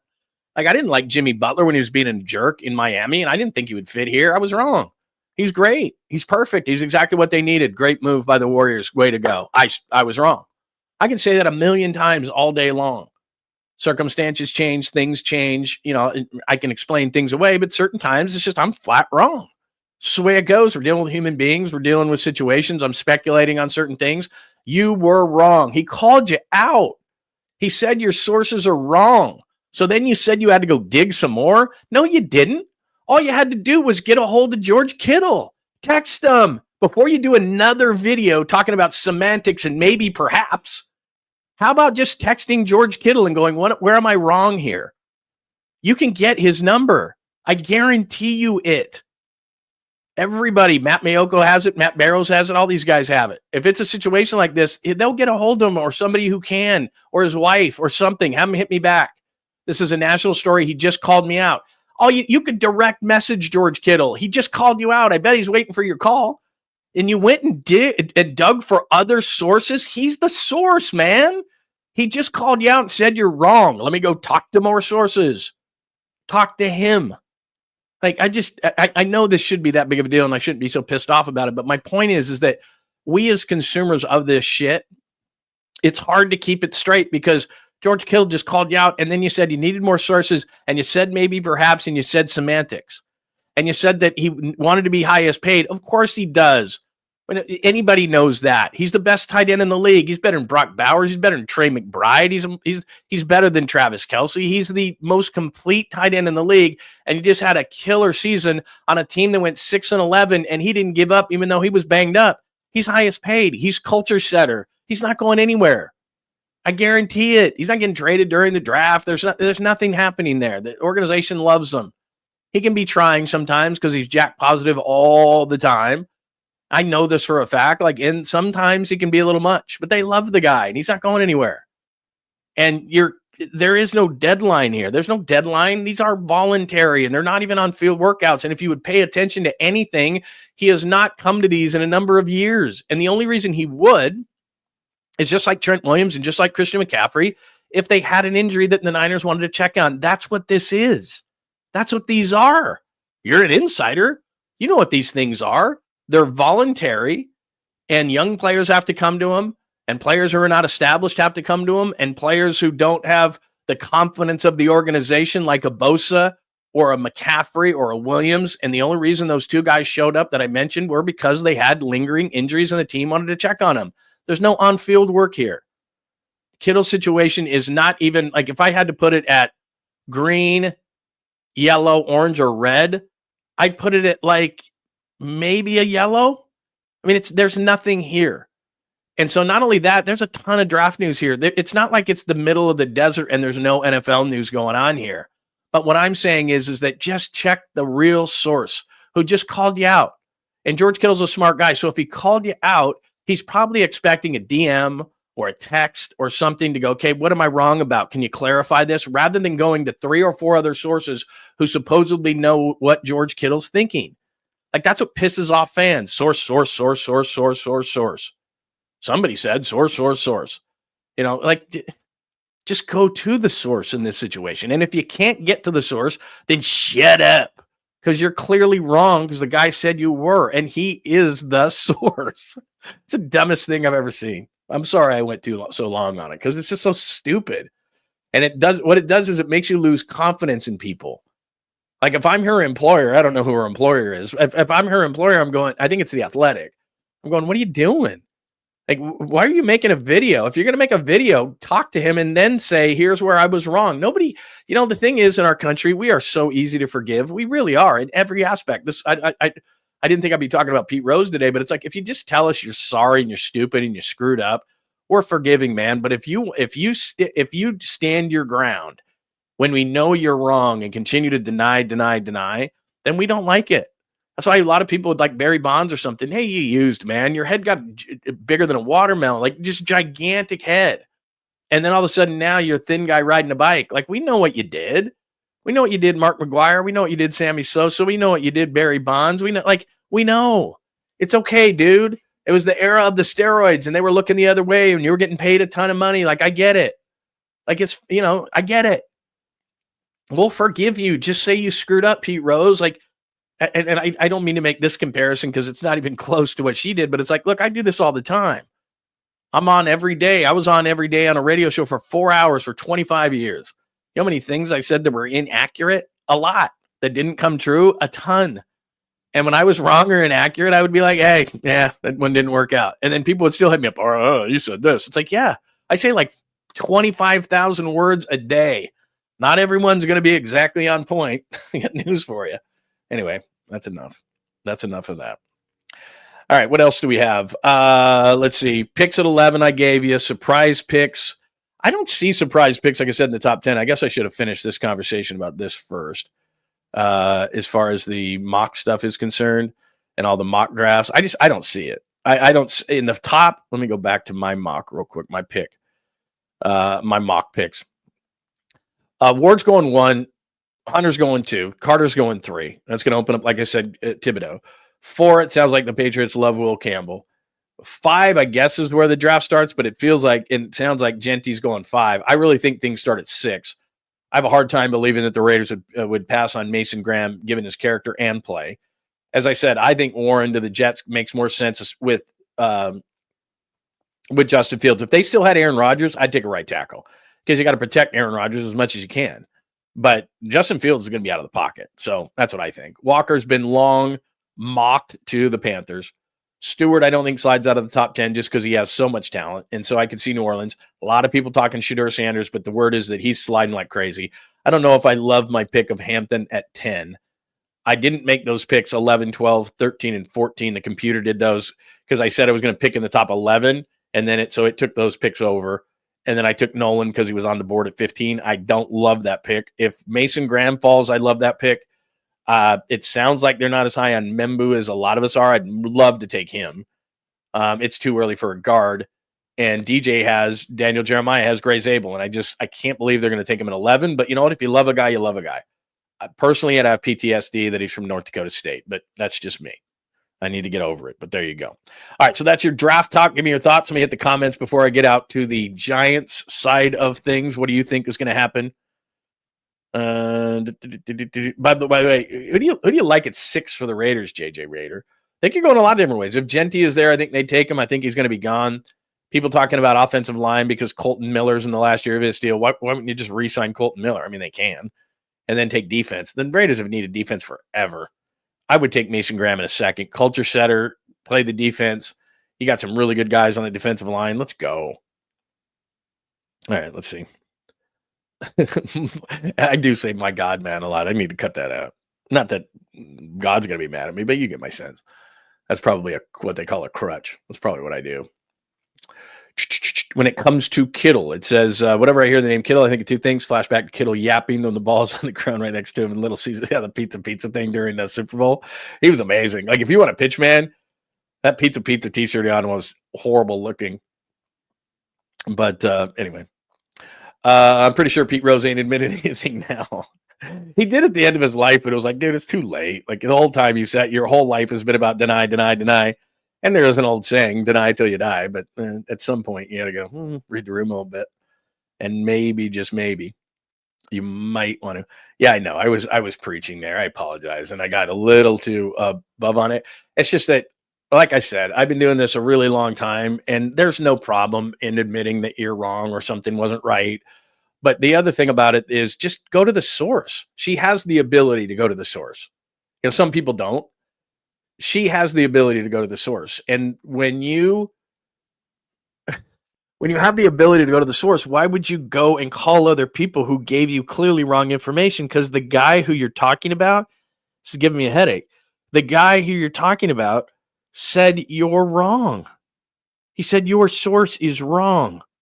What he's also doing is inviting you to maybe call him and text him and say, here's what's going on. And they're acting like this is training camp. He's not missing anything. And he never goes, I don't know, just do a little bit of research. If I know it, you should know it because I'm not smart. You're supposed to be smarter than me. You're a national insider. Okay, I'm done doing that. All right, Giants-wise, Logan Webb was awesome again last night. And do we have an issue? It says right there, Giants. Do I have a box score from last night? I'm going to do this quickly because it's draft day and it's Jimmy day. And I'm not going to do a ton of Giants today. But let me just do this really, really quickly because they're playing good baseball and they should be at least acknowledged during my show. But I'm not going to spend a lot of time here. Logan Webb, great job, 6 1/3. That's what he does. 3 base on balls, 6 strikeouts. He's down to a 1.98. Eric Miller, I got to give him credit. Wasn't my favorite, but he's got a 117. Tyler Rogers seems to get better and better. Walker, this is the second consecutive game that he hasn't pitched so well, and a 7.27. I get it. He's got great stuff. I still think he's really good, but 7.27 is 7.27. As one smart person said, Duvall had to come in and rescue him. So at some point, does it go Walker, then Duvall? We're not at that point, but that's just a couple. That's 2 in a row. So, we may have something on our hands. And yes, 𝐿 Lee is still good. He's got 3 hits, and he's hitting .333. We are getting to the point, we're not there yet. 16-9, 25 games. We make assessments at 40. So that's a 25% into the season. So we're still not there, but we're getting up there to 25 games, and they're 16-9. So that's what's going on as far as the Giants are concerned. One thing about the Giants that relates to the Giants that will put you in a good mood today is, let me pop this up. Where the heck is it? This will put you in a good mood, I promise you. And I know I have it. That's why I'm very confident in saying this. There's 2 things that will put you in a good mood that are baseball related. 3 things. This is, I think, Baseball Prospectus, and this is what they're calling the Cy Young race so far. Yamamoto, if you've seen him pitch, I know you hate the Dodgers, but my goodness, he's been good. Pavetta's been good, part of why San Diego's been good. Jesus Luzardo, the former A who went to the Marlins, just what the Phillies need, another damn pitcher. That was a nice pickup by them. And then Logan Webb, and that was before yesterday at 240. He's down to 198. And Megill, he's been around for a while, and he's having a great year as well. Look at that, 109. So anyway, that's Baseball Prospectus. And what they're saying is the Cy Young race. He probably jumped up a little bit. So there's that. But this will make you in a better mood. Dodgers swept by the Cubs, 7-6 was the latest. They beat them 11-10 too. So Dodgers get swept by the Cubs. That'll put you in a good mood. And even a better mood from a baseball standpoint is, you know how Blake Snell was already hurt? Then he tried to throw, shut down from shoulder after experiencing discomfort while playing catch. So I'm not wishing injury on anyone. It's just I know that the Giants did not want to re-sign him because they just didn't have faith in his health. And everyone was like, oh my God, look at the signing, look at the signing, look at the signing. Here we go again. Hurt, injured, and then played catch yesterday and hurt again. So they got swept. Blake Snell's hurt. Logan Webb's a Cy Young guy. So I thought that would make you feel better as well. So there you go. Sweet, clean, family-friendly caboose whistle. This isn't necessarily a caboose, but I really feel bad sometimes for the A's. And I don't think Lawrence Butler's trying to be an ass here, but they brought up their number one prospect, did the A's. And this kid Nick Kurtz, he looks like a legit hitter. Like Soderstrom looks good. They've done a nice job over the last couple of years in drafting. And so they bring him up to the minors and they ask Lawrence Butler, Law Dog, about bringing up Nick Kurtz, a number one pick from last year. And here's what he says about remembering his time when he came up for the first time. It was pretty cool. I mean, just being able to step out into a big league stadium for the first time. Obviously, he won't be able to experience that, but. Wow. He won't be able to experience that because, we play in a minor league park and all. And he didn't mean anything by it. He was just like being factual and actual. Like when we go to a real stadium, then he'll be able to feel it. But right now, we don't even play in a major league stadium. We suck. So anyway, there's that. All right, give me your thoughts on everything. I'll be doing, like I said, the show from Vegas tonight from a sports book. We'll set up, and we'll start with the NFL draft. Like I said, I'll jump in at about 6, the Raiders pick, and we'll be doing it live. So you got to get your alerts on at johnlundunleashed.com. Please, please, please put those alerts on, and we'll be doing a live draft show from Vegas tonight, and we'll give you the latest on everything. Let me just go back through a little bit of mock draft because today is Christmas. This is who was on the board when I was picking at 11. So I think there's 3 or 4 players there, plus others that the Niners would take at number 11. I pushed back to 15 and took Walter Nolan. DJ's draft, Daniel Jeremiah, the latest. There you go. He's got 𝐦𝐨𝐫𝐞𝐿. I think that's too early for 𝐦𝐨𝐫𝐿, but if you love a guy, that's what you're going to do. You're going to take a guy that you like. As I said, PTSD from that helmet in North Dakota State. I got to get over that. That's a problem. I'm not saying that the Niners wouldn't take him. I'm not saying that Daniel Jeremiah isn't dialed in to the NFL and to what NFL teams are doing. But what I would do at this point, because what Daniel Jeremiah does, and let me explain this to you. What Daniel Jeremiah does is different than what maybe, a Schefter at this point does, or even a Breer does at this point, or a Peter Schrager does at this point. What Schrager and Breer and Schefter are trying to do is talk to teams this close to the draft. This is the difference between mock draft 1.0, right? And right now, the day before, because what's happening, and again, this is all driven by agents. Teams are going, shh. They're not taking Schefter's calls. They're not taking Schrager's calls. They're not taking, hey, what are you going to do, man? Just let me know. I won't tell anybody. They're not going to do that at this point of the draft. It's all about being quiet and lying season. These are agents trying to push agendas for their players to get buzz on their player so that, the Jets are really looking at Tyler Warren. Then somebody you want, the culture at 14 going, damn, I want that guy. Will the Raiders trade with me at 6? Or, because like I said, every slot is millions and millions of dollars. So this is what's happening right now. So what Daniel Jeremiah is doing, and I'm not saying he's not dialed into the league because he is, but he's more of a draft guy. And so what he's thinking is who matches, who fits the system, who do the Niners need? Yeah, the Niners need a center, a guard, and a tackle. I'm not a Brendel guy. They need a guard to make up for Banks, who the Packers greatly overpaid, right? They could use a right tackle, move McKivitz into guard, whatever the case may be, whatever the best 5 is, 𝐨𝐵𝐿 can give you that kind of versatility. That's great. But a lot of people don't think he's value at 11. So can the Niners move back? John Lynch told you that it's not a top-heavy draft. And I've told you before that the thing that drives teams moving up are quarterbacks. Well, what we're hearing today from a quarterback standpoint is Cam Ward's going 1, which, again, when he was at Washington State, he wasn't the first overall pick, but okay, that's happening. Shedeur Sanders, who a lot of people had mocked early in this process, and this is what I mean about early mocks versus now, that the early part of the mock drafts had Shedeur Sanders 2 to the Browns, 3 to the Giants. That's not happening. It's going to be Hunter 2nd. It's going to be Carter 3rd. I think at 4, it's going to be Will Campbell, and then the draft starts, but I think Jacksonville's going Genty at 5, And then really the draft starts, I think, with the Raiders at 6, who should take Mason Graham, but maybe they don't. They got a new GM and they got Pete Carroll. What do they value? I still think they value trenches on either side of the ball. So that's what I think is going to happen there. But that's really when the draft starts. But what would drive teams from coming up is unique players. That's what drives teams, a unique player. Well, that's a quarterback generally. Well, Shedeur Sanders, it sounds like, and I thought he would go 9 to New Orleans because behind Derek Carr, who's hurt, not a lot. A couple of young quarterbacks. One we know locally from Fresno State in Jake Haener, but he seemed to have kind of fallen out of favor. Former South Carolina quarterback Spencer Rattler, who a lot of people a couple of years ago had really high in the draft. He's there. If I'm New Orleans, Rattler and Jake Haener, that's not good enough. So I would take Shedeur Sanders because of the positional value, but it sounds like New Orleans is going to go defense with some guys getting older. But remember, here's where it doesn't jive for me. If Dennis Allen's at 9 and he's the head coach of New Orleans, then I see them going defense. This is Kellen Moore. What's Kellen Moore? Former quarterback. Kellen Moore, offensive coordinator. Now, again, he's not the GM, but he's a brand new head coach, and he's got to be telling his GM, hey, man, throw me a bone here. I can work with Shedeur Sanders. So I'm not fully saying that Shedeur Sanders is not going 9, because although Kellen Moore doesn't have Kyle Shanahan's power to be able to say, look, I'm the final sayer, I'm the final decision maker. He doesn't have that power in New Orleans, but do you want to give your head coach, if he's pounding the table, I want Shedeur Sanders. I don't want to be in the Shedeur Sanders business personally. I've told you that again and again and again. But if Kellen Moore thinks he can work with Shedeur Sanders and his quarterbacks are Spencer Rattler and Jake Haener, you're not going anywhere this season, New Orleans. So maybe they believe that. And maybe they're like, look, we're not that good. Let's go Shamar Stewart. And that's who I mock to them, Shamar Stewart. Some people have said Mikael Williams, the edge out of Georgia, somebody like that.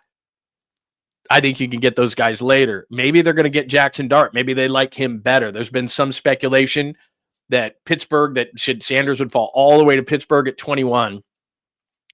And then New Orleans would come back up into the first round and get Jackson Dart. I told you this yesterday when I was talking with Larry Krueger in the Krug Show about the NFL draft. And again, you can go to johnlundunleashed.com and you can check that out. We did about 2 hours on the draft, and it's on my page as well as his. So you can check that out from yesterday, and much, much deeper dive into the draft. We did about 2.5 hours on it.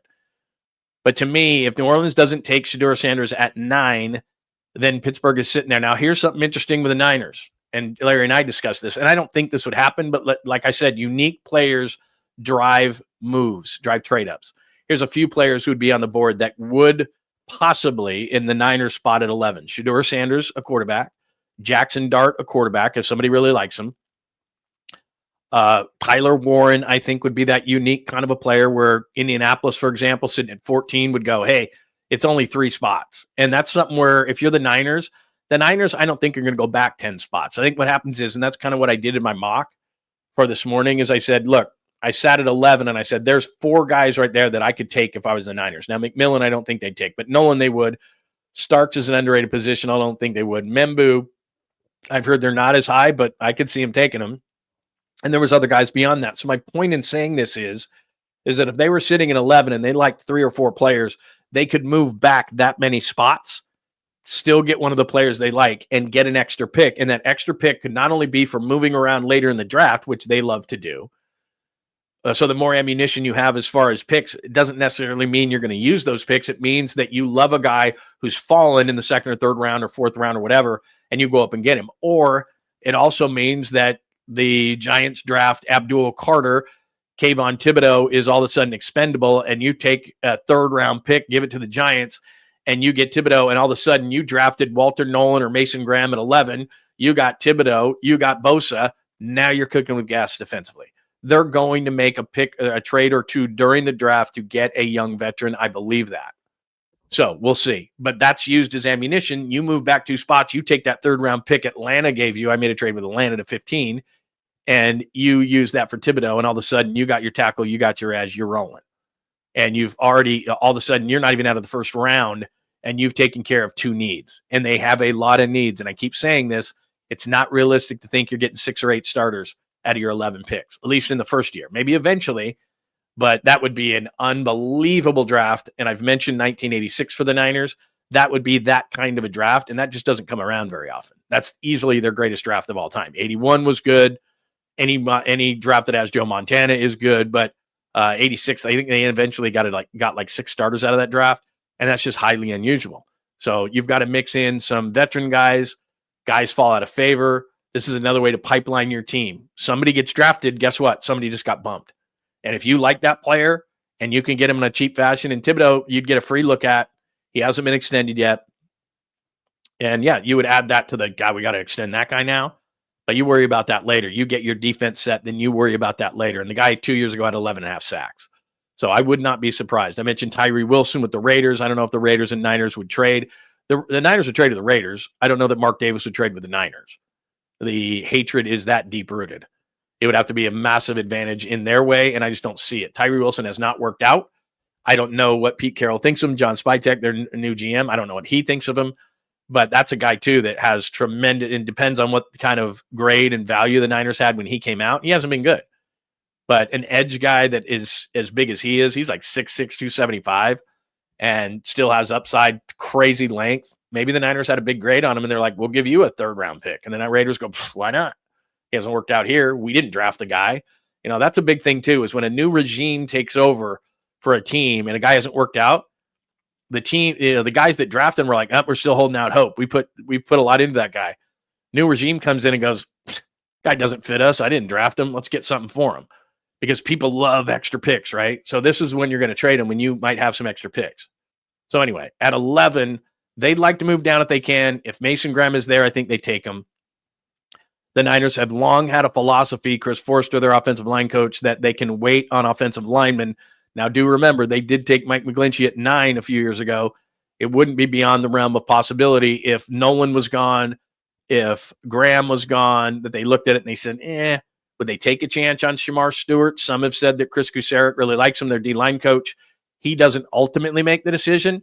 But one key thing that John Lynch told us on Tuesday was that they want to be more of a consensus kind of and I'm not saying he was taking a shot at Kyle, but he said the only time that we have problems with our draft is when we don't have consensus. Well, the only guy who has power to veto everybody else is Kyle Shanahan. So when he says they don't have consensus, well, the West Coast scout doesn't have the power to say this is who we're taking in a non-consensus way. The only guy who has power to do that is Kyle Shanahan. So what he's saying is that when Kyle Shanahan has pounded the table and said, look, I'm the final decision maker, we're taking this guy, that's a non-consensus. That's kind of what he was saying. So they're trying to come to more consensus. Is Shamar Stewart, especially, again, I'll say this as I did at the beginning of the show. When you're at 31 and you don't have any open spots, taking a wild swing, taking a home run swing on a 3-2 pitch or on an 0-2 count is fine because you don't need him to be a starter. The Niners need 11 to be not only a starter, a star defensively, especially if they're going to the defense, which is really in bad shape, especially in the front 7. They can't take that major of a swing, to me.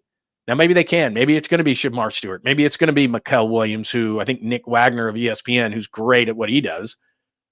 I saw him on Tuesday, and he has insight into the team, and he has resources within ESPN who have talked to people.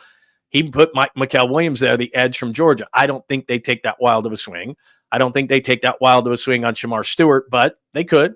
Consensus in the room could be, we don't care if we're at 11 or 31. We don't care if we have open spots or not.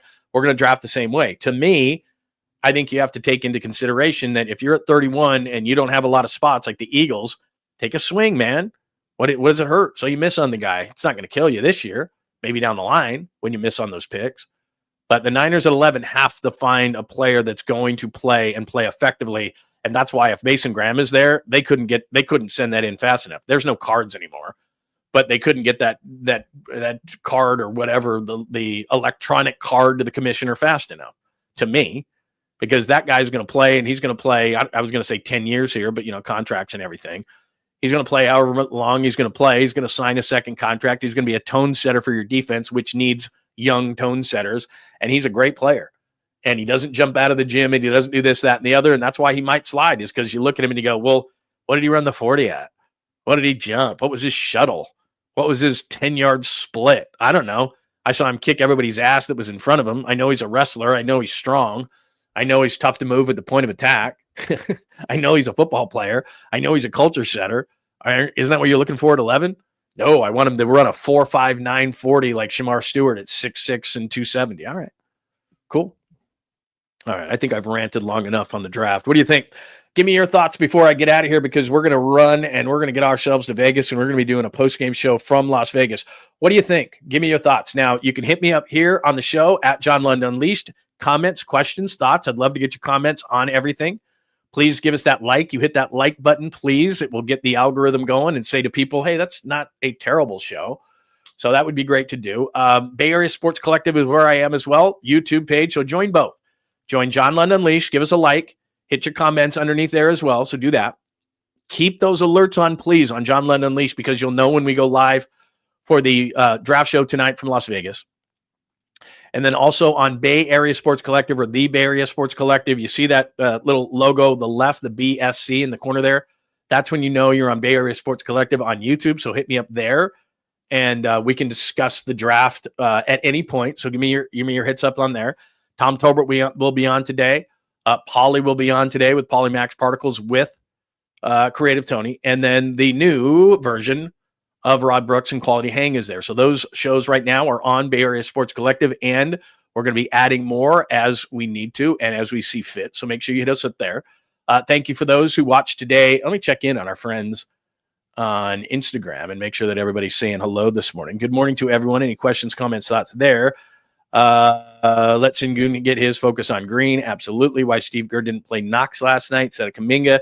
Yeah, I think they wanted to give Kuminga a chance. Good to see you there, everybody hanging out. A lot of people hanging out on the page as well on X, as I'm looking at that right now, at John Lund Radio. You can always hit me up with questions, comments, and thoughts, good or bad. And if you're new in the room, thank you for migrating over here to the YouTube channel at John Lund Unleashed. One thing I want to tell you about our community and our show is that if you disagree, that's cool, man. There are all sorts of places in our world right now where people just yell and scream and bitch and moan if you don't have the same opinion. If you don't think Amen Thompson's play was dirty, that's cool. I do.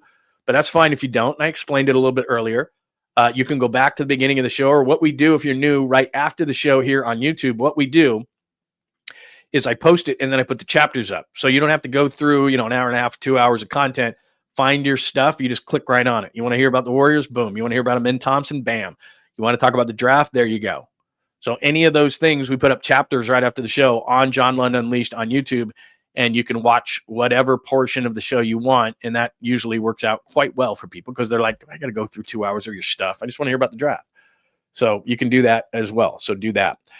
Thanks to everybody for hanging out today on a Thursday. Stay Thursday? My God, it's draft day. Of course it's Thursday, you dope, Lund. It is Thursday edition. I'd love to know your thoughts. I'd love to know before the draft who you think the 49ers will pick. Let me ask you this question before we jump out of here. Who would you pick if it was you? You've gotten all the information. I've blabbed all the time. You've watched me and Larry go at it and discuss about the draft. You've read mock drafts till you're blue in the face like me. What do you think? What do you think as far as the draft is concerned? Who would make you happy? Who would be like, yeah, all right? And who would be like, oh, man. Yeah, I think that's a good tagline, right? Lund, it's not a terrible show. That might work. I watched a show yesterday on YouTube that said waste some time with so-and-so. And you know who he had on? He had Damone on from Fast Times at Ridgemont High. The guy does not look good. But still, it intrigued me that his show was called something like Waste Some Time with whatever his name was. And I was like, that's a pretty cool name. I'm going to change my name to that. Waste Some Time with, I think is what he called his show. And yeah, he had Damone on from Fast Times at Ridgemont High. And look, that movie's like 40 years old. So I don't know what I was expecting to see. I guess I was expecting to see like Damone, back in his young days. But no, dude looked like he was about 90, living on the street. It wasn't good. It's Folsom Steve. I don't even know what we're talking about a kicker, but there cannot be a kicker. There cannot be a kicker. No. Could Will Ferrell play? Are you talking about Luke Ferrell, or are you talking about Will Ferrell, the actor? I don't know. I'm taking these things randomly, so I don't know. Maybe. What else do we have? I want to know. You're getting way too much joy out of the stadium issue. Let's see. What else do we have here? Farhan. Yeah, there's no doubt. Farhan was a double agent. I mean, there's no question in my mind. And the fact they didn't even try to sign Blake Snell. Blake Snell was like, yeah, they didn't even contact me. I don't understand why. Because you can't stay healthy. What do you mean you don't know why? Give me a terrible. Mikal Williams will be a terrible pick at 11. Is that where you're going with Niner Goat 16? Yeah, I can't take that chance if I'm them. If I'm picking at 31 and I don't need a starter and Mikal Williams would be on the board, I could do that. And maybe they just won't. Maybe the Niners don't think that way. Maybe they think the way we draft is the way we draft. And it doesn't matter if we're at 11, 30, or 11 and we need players right now, or at 31 and we're just looking for depth. I think you have to change your perspective. I think you have to take players who are going to play. Like the guy at 11 who they picked today or tonight, he's got to play next year, and he's got to play at a really high level because they don't have anybody on the defensive line. Now, if they go offensive line, I mean, again, the guy can't sit. He's got to play. Like they need 4, 5, 6 positions. So what does that mean? That means not only are you going to pick players who are a little safer, I believe, but also you're going to trade for some guys. This is not going to be, they're going to use the assets in this draft to make trades, to make moves. This is not going to just be about them drafting guys and praying. You know, John Lynch saying, hey, you know what? Remember, there's a thing called the draft. Hang on just a second. You don't want me. Anyway, it's not going to be all given with the draft. They have got to, and I think I put this up. Let me do it again. If you're new around here, let me do this again. A couple of days ago, I put this up here, and this hasn't changed. It was something that Schefter wrote about, and I've referenced it the last couple of days, and you've seen it if you've been in the room a lot, but I'm going to do this just for the new people. We're going to go back for a second. So Schefter wrote this a couple of days ago, and it says, these are guys who could potentially get traded. And Will Levis, he puts mayonnaise in his coffee. No thanks. Treylon Burks, total bust. Kayvon Thibodeau, 2 years ago, 11.5 sacks. Really talented guy out of Oregon, was a top 5 pick. I could see, because they're going to take Abdul Carter. So now all of a sudden he's available. Now look, the whole league's going to go after him. And there's probably a million guys like me going, oh, Thibodeau. Yeah, I would. If I'm the Niners, I'm doing it in a second. 3rd rounder. Conditional pick, whatever. Neal, I'm not a big fan of, even though they need an offensive lineman. The other guy, Jalin Hyatt, to me, he's what the Niners need. He's a fast wide receiver. He's got some strength out of Tennessee. Has not worked out with the Giants. You could probably get him for a conditional 5 or 6. Tyree Wilson, Raider fans would go, bah! But because he hasn't been good with the Raiders. But there's a reason why he was picked where he was picked, and it was because of Al Davis, height, weight, speed. And he's an incredible athlete, but he just hasn't gotten it done. Would you take a chance on him? I would, if it didn't cost me too much. Newsom's been injured, even though they need a corner. Don't love that. NTN, they don't need a running. Well, they need a running back, but I'm not paying him. Owe is interesting to me. Odafe Owe of the Ravens, 3 of his 4 seasons, he's got double-digit sacks. Did the Ravens just not want to pay him? That's probably what it is. They haven't paid him yet. And the Niners probably can't afford him. But, I mean, he's the best name on the list. I just don't think they'd afford him. No thanks on George Pickens. He's a wacko, and the Niners aren't taking him. And then the second list, those are just guys who are going to be highly paid. They're not going after Jalen Ramsey. They're not going after Kirk Cousins, even though Kyle loves him. That's not going to be a Brock thing. Oh, let's get Kirk Cousins instead. Not happening. Mark Andrews, way too many injuries. Not happening. Too expensive. And Trey Hendrickson, even though Hendrickson is ultra productive, do you know he has the 3rd most sacks in the league over the last 5 years? He's a $30+ million edge guy. Would I love him across from Nick Bosa? Are you high? Of course I would. But he's not in their price range. They just cut. You think they're going to grab Trey Hendrickson at $30 million, no matter how productive he is? Not happening. So that first group of guys that I showed were guys that have not yet gotten to their second contracts, and the teams may have fallen out of love with. And you might be able to get them on you probably will get them on a discounted rate during the draft, because what teams do is they start to go, oh my God, you're going to give me more draft picks, which is cheap labor, and they fall in love with guys. And what, like I said, what extra picks mean is not necessarily that you're going to use them. Like the Niners, I don't think they're going to have 11 new guys. I think what they're going to have is move around, give us, they might even get an extra pick to move down in the first round, but then I can move around. It gives me some versatility in terms of giving up picks, moving around. I like a guy who can move. I like one of those young veterans who haven't quite gotten their contract, or their other team fell out of love with them. Now I can go get that guy, and now I'm not relying on a starter. If I can get Thibodeau, I'm not relying on a starter or a rookie. If I get Tyree Wilson, he's kind of like a rookie, but I'm not relying on a rookie. If I can get Jalin Hyatt, then I didn't spend a pick on a wide receiver. because they're not looking for a number one X to replace Brandon Ayuk. Ayuk's coming back at some point, and Jennings is competent, and you spent a first rounder on Ricky, so you've got to believe that he can do something. And you pick up Demarcus Robinson, who's not the sexiest of pickups, but he's okay. So you're looking at maybe a guy that you can develop as a wide receiver, and Hyatt's a guy that's already been in the league a couple of years. So I could see that guy, and you could probably get him because he hasn't been productive with the Giants, and he's got the traits. He's got what the Niners need, because it's about fitting your wide receiver core together. They don't need another Jawan Jennings. They need a guy who can run in the 4.3s, who can play, and that guy runs in the 4.3s. And he showed some flashes with the Giants, just not enough. I get it why they trade him. But if I'm the Niners, I'm like, we got 3 fifth-round picks. Here's a 5. And they got him in the 3rd. So they're thinking to themselves, well, it's not a total loss, and we're moving on. So it's just a thought. And if Schefter's saying those guys are available, they probably are. So I think they're going to have a combination of things, and they're going to move up and down the board because they've got those extra picks. I think they could get an extra pick if they move down from 11, which I think they probably would do, unless, like I said, Mason Graham's there. And I don't know how much they love Mason Graham. But to me, he seems like a 49er. He's a culture setter. He's a great player. If I'm the Niners, I'm plugging him in and he can play right now. That's a massive thing for me. So that's the way I see that whole situation. Give me your thoughts. Give me your thoughts on the draft. Speak now. Well, I was going to say speak now, forever hold your peace. But you really, because we're going to be live from Vegas tonight, and you won't have to speak now, forever hold your peace. Because like I said, we're going to jump on. If the draft starts at 5, I bet we're on the air by 5:45, something like that, Pacific time tonight. So John Lund Unleashed on YouTube. Make sure that you come back for that. Yeah, no more 4.7 wide receivers. It's not that I don't like a 4.7 wide receiver necessarily if he's Jawan Jennings and he just powers over you and gets a ball. It's just you've got one of those guys. And what you want is you want some versatility in your wide receiver core. And Ayuk, when he's healthy, is different than what Pearsall is, who's different than what Jennings is, who's different than what Robinson is. And I don't even count 𝐬𝐝_𝐿 because I think he's too small. I think he's a special teams guy, and I'm not a huge fan. So I see you right there. Yeah, look, 𝐾𝐿 was really good at Arizona. I watched him a ton in Arizona. And he made, a 41-yard catch late in the season where he stumbled. I thought he should have scored on it, but I just don't love him. I mean, I can be wrong. I'm wrong a lot. I could be wrong. He's got good speed. I just don't think he's big enough, but I could be wrong. And if you're right and Pearsall emerges, and that's what the Niners have to almost assume, the guy got shot. The guy didn't have a training camp. The guy didn't work with Brock Purdy enough. That's why I think it's important Brock gets in. You got to work with Ricky Pearsall a ton. Let's go.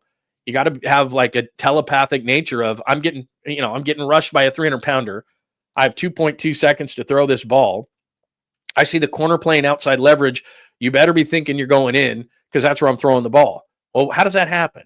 It happens in the offseason. It happens when you throw together in San Diego. It happens San Diego, whale's vagina. But that's where it happens. You've got to work together. You got to play together. You got to have reps outside of practice and camp. And Pearsall didn't get that with Brock last year. So Brock's got to get the deal done because his agent won't let him on the field until he signs it. And again, he signed up why, or he showed up why. They're not doing on-field work right now. So he wants to be a leader and all those kind of things. And I've said this before. I think it's positive that Brock showed up.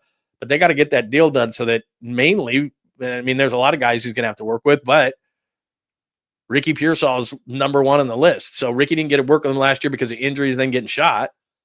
But the Niners have to go into the season saying to themselves, well, we drafted this guy in the first round. He's got to step up for us this year.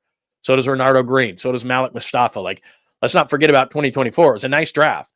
But Pearsall's got to take a step. Mustafa's got to take a step. Renardo Green's got to take a step. This whole combination of things where you say, we're going to count on X amount of rookies, X amount of young players, because I think they're going to make some trades during this draft to ensure themselves that they've got some players who can play beyond rookies. But it's also the 2024 class going, hey, man, you guys showed flashes, and that's great. Okay, that's over. The rookiness is over. You got to be a veteran player we can rely on, Mustafa and Green. That's got to be it. Your level's got to be what Dominic Puni's level was his first year, one of the best guards in the league. He's got to take another step. It's just all these guys. That's how you win. And you know this, but I'll reiterate it.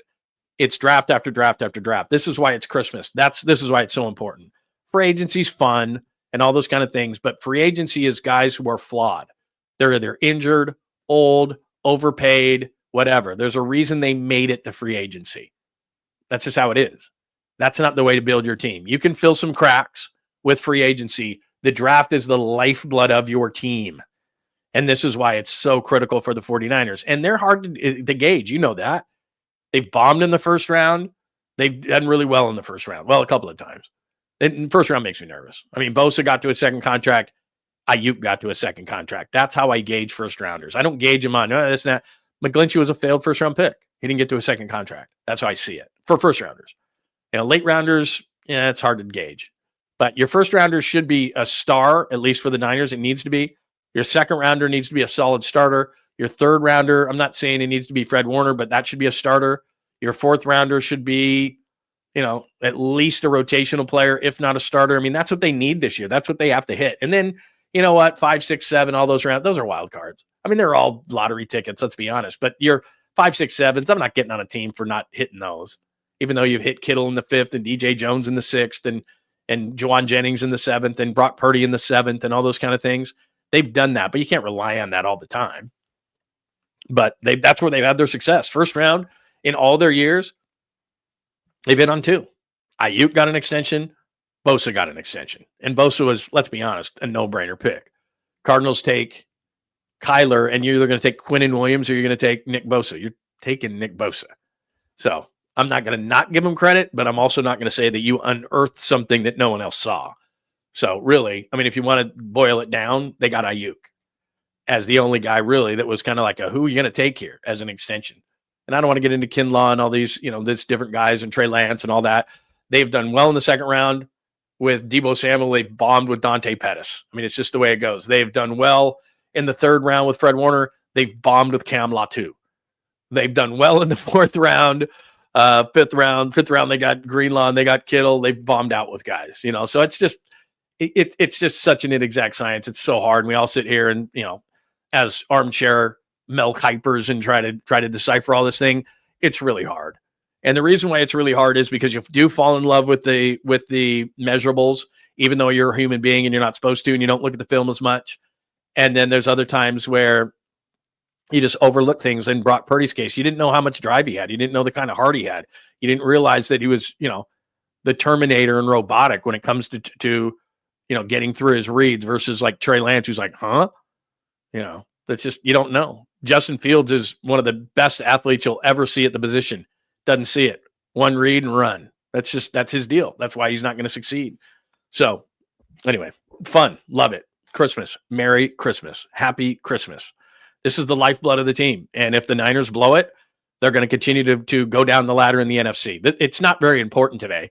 It's only the difference between can you catch the Eagles and the Lions and the Packers and the rest of the team, or are you going to fall deeper into this whole thing because you couldn't draft in the most critical draft? And I'm not going to say in the history of the team.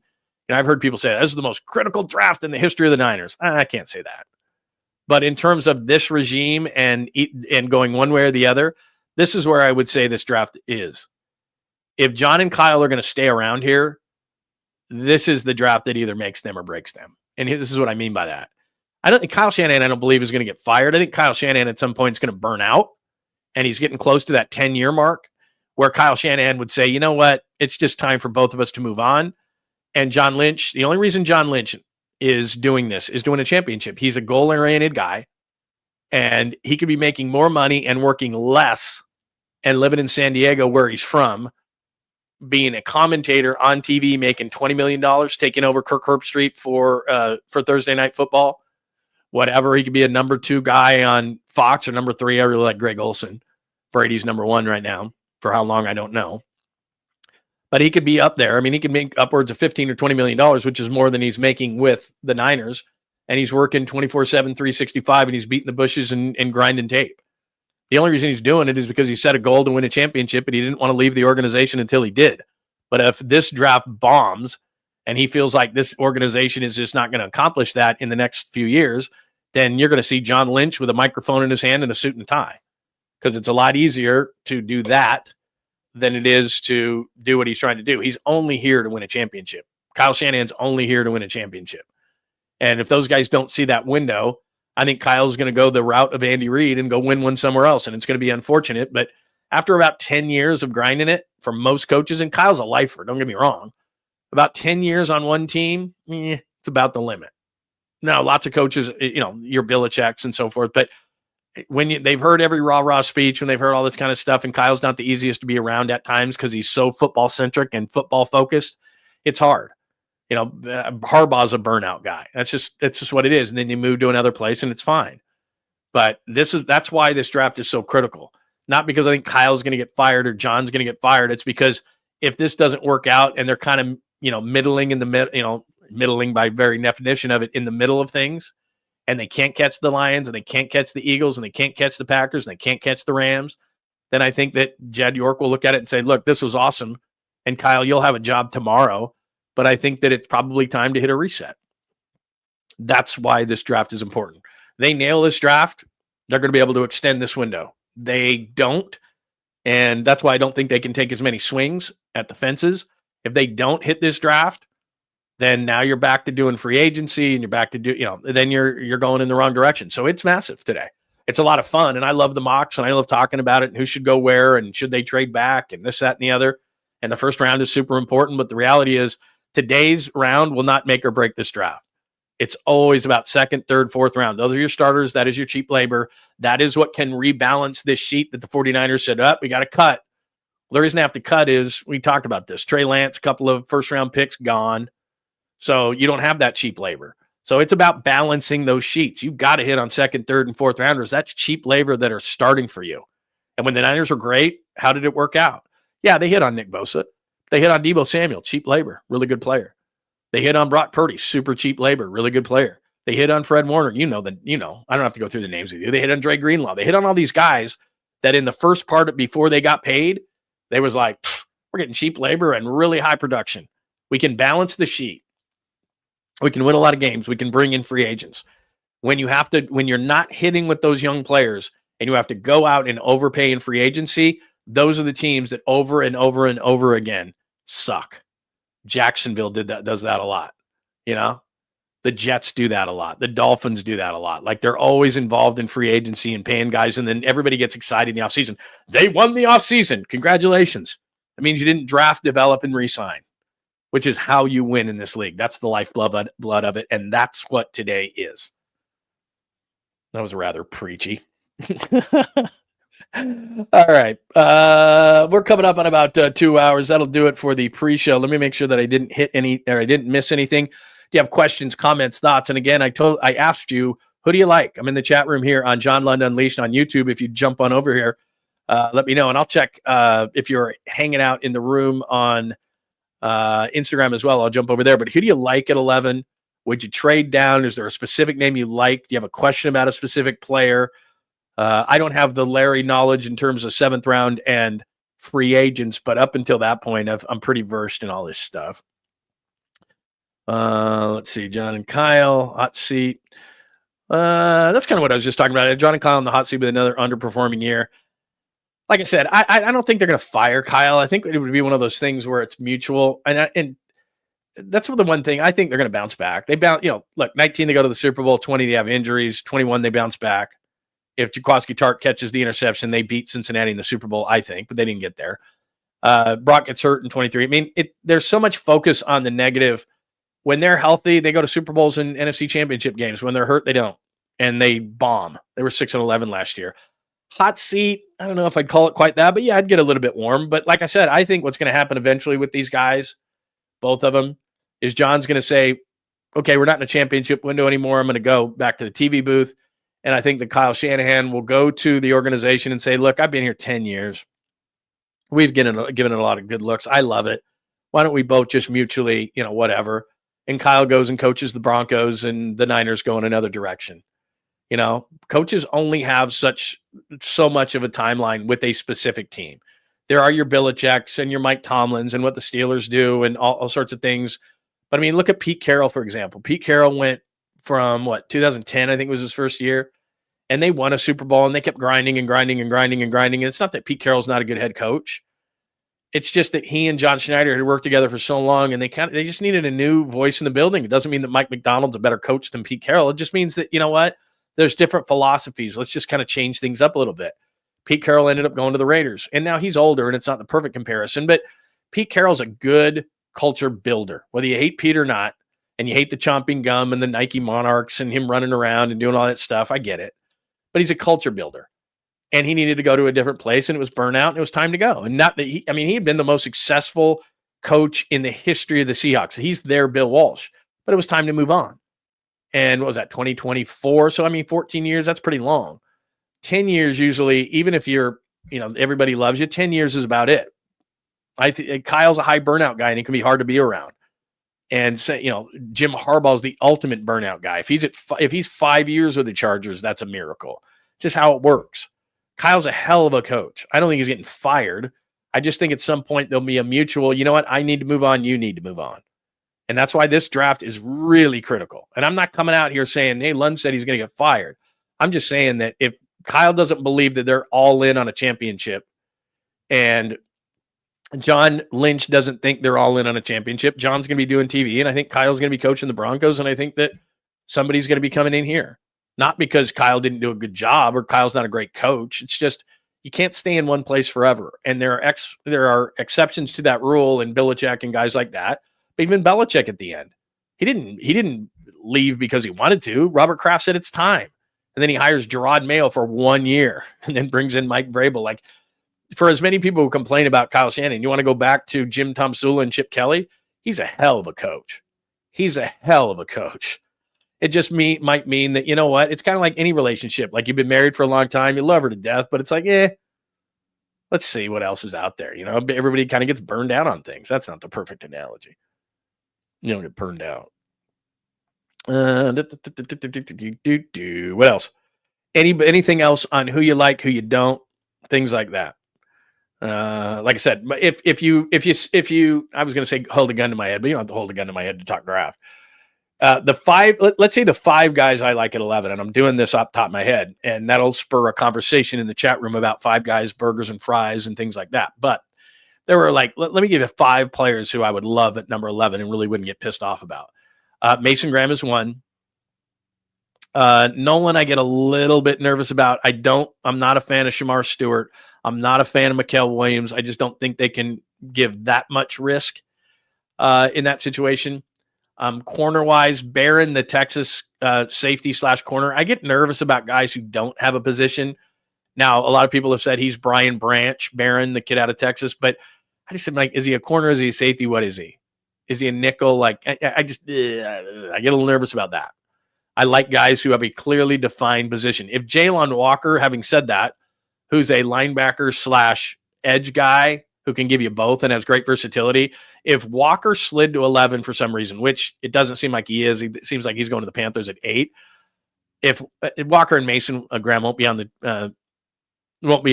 board, not both, but if Walker was on the board, the kid from Georgia, I'd take him in a heartbeat. Love him. So Walker would be a guy that I'd pound the table for. Mason Graham would be a guy that I would pound the table for. Don't know if there's a corner that I would pound the table for at that particular point at 11. I certainly like the trade back option if they don't have to go back too far. Like Larry yesterday was talking about, I forgot to finish with this. Larry was talking yesterday about moving back to 21 because Pittsburgh would want to come up and get Shadur Sanders or Jackson Dart. And I was like, I don't want to move back 10 spots because now all this work I've done on the draft and for 11, and now I got to go back and start thinking, okay, what do we want at 21? 11 to 14, moving back with the Colts to 14, I could see him doing. 11 to 13 with the Dolphins, 2 spots, I could see that. I could see Atlanta in my dumb mock. I could see him 11 to 15 with Atlanta. That keeps you in the range of 3 to 4 picks where you looked at your board at 11.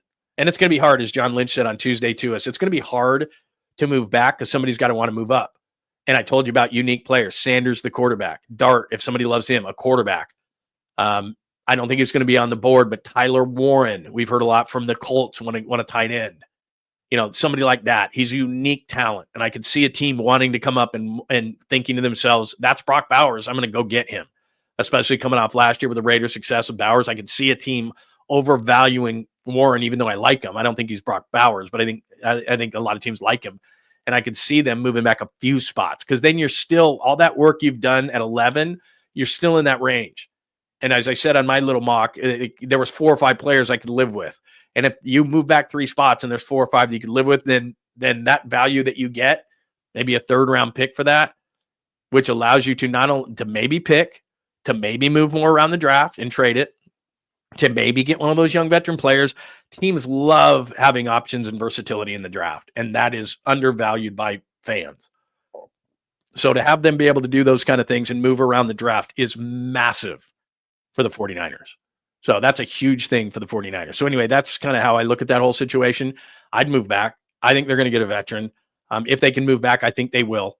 They're not going to do it stupidly, and I just don't see well, if Pittsburgh wants to come to the table with 21, a third rounder, and next year's first, so that it's almost virtually impossible to say no, then maybe I do that. But moving back 10 spots is a major, major deal, Trey Lance. It's a major deal to move 10 spots in the draft, and you better get a lot. You better get definitely Pittsburgh's number one next year.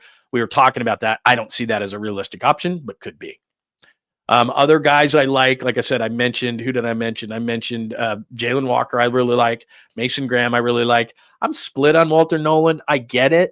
You know, I understand that he fits what the 49ers want to do and what they want from a defensive tackle, which is the penetration, which is what 𝐼𝐶 loves, get up the field, penetrate.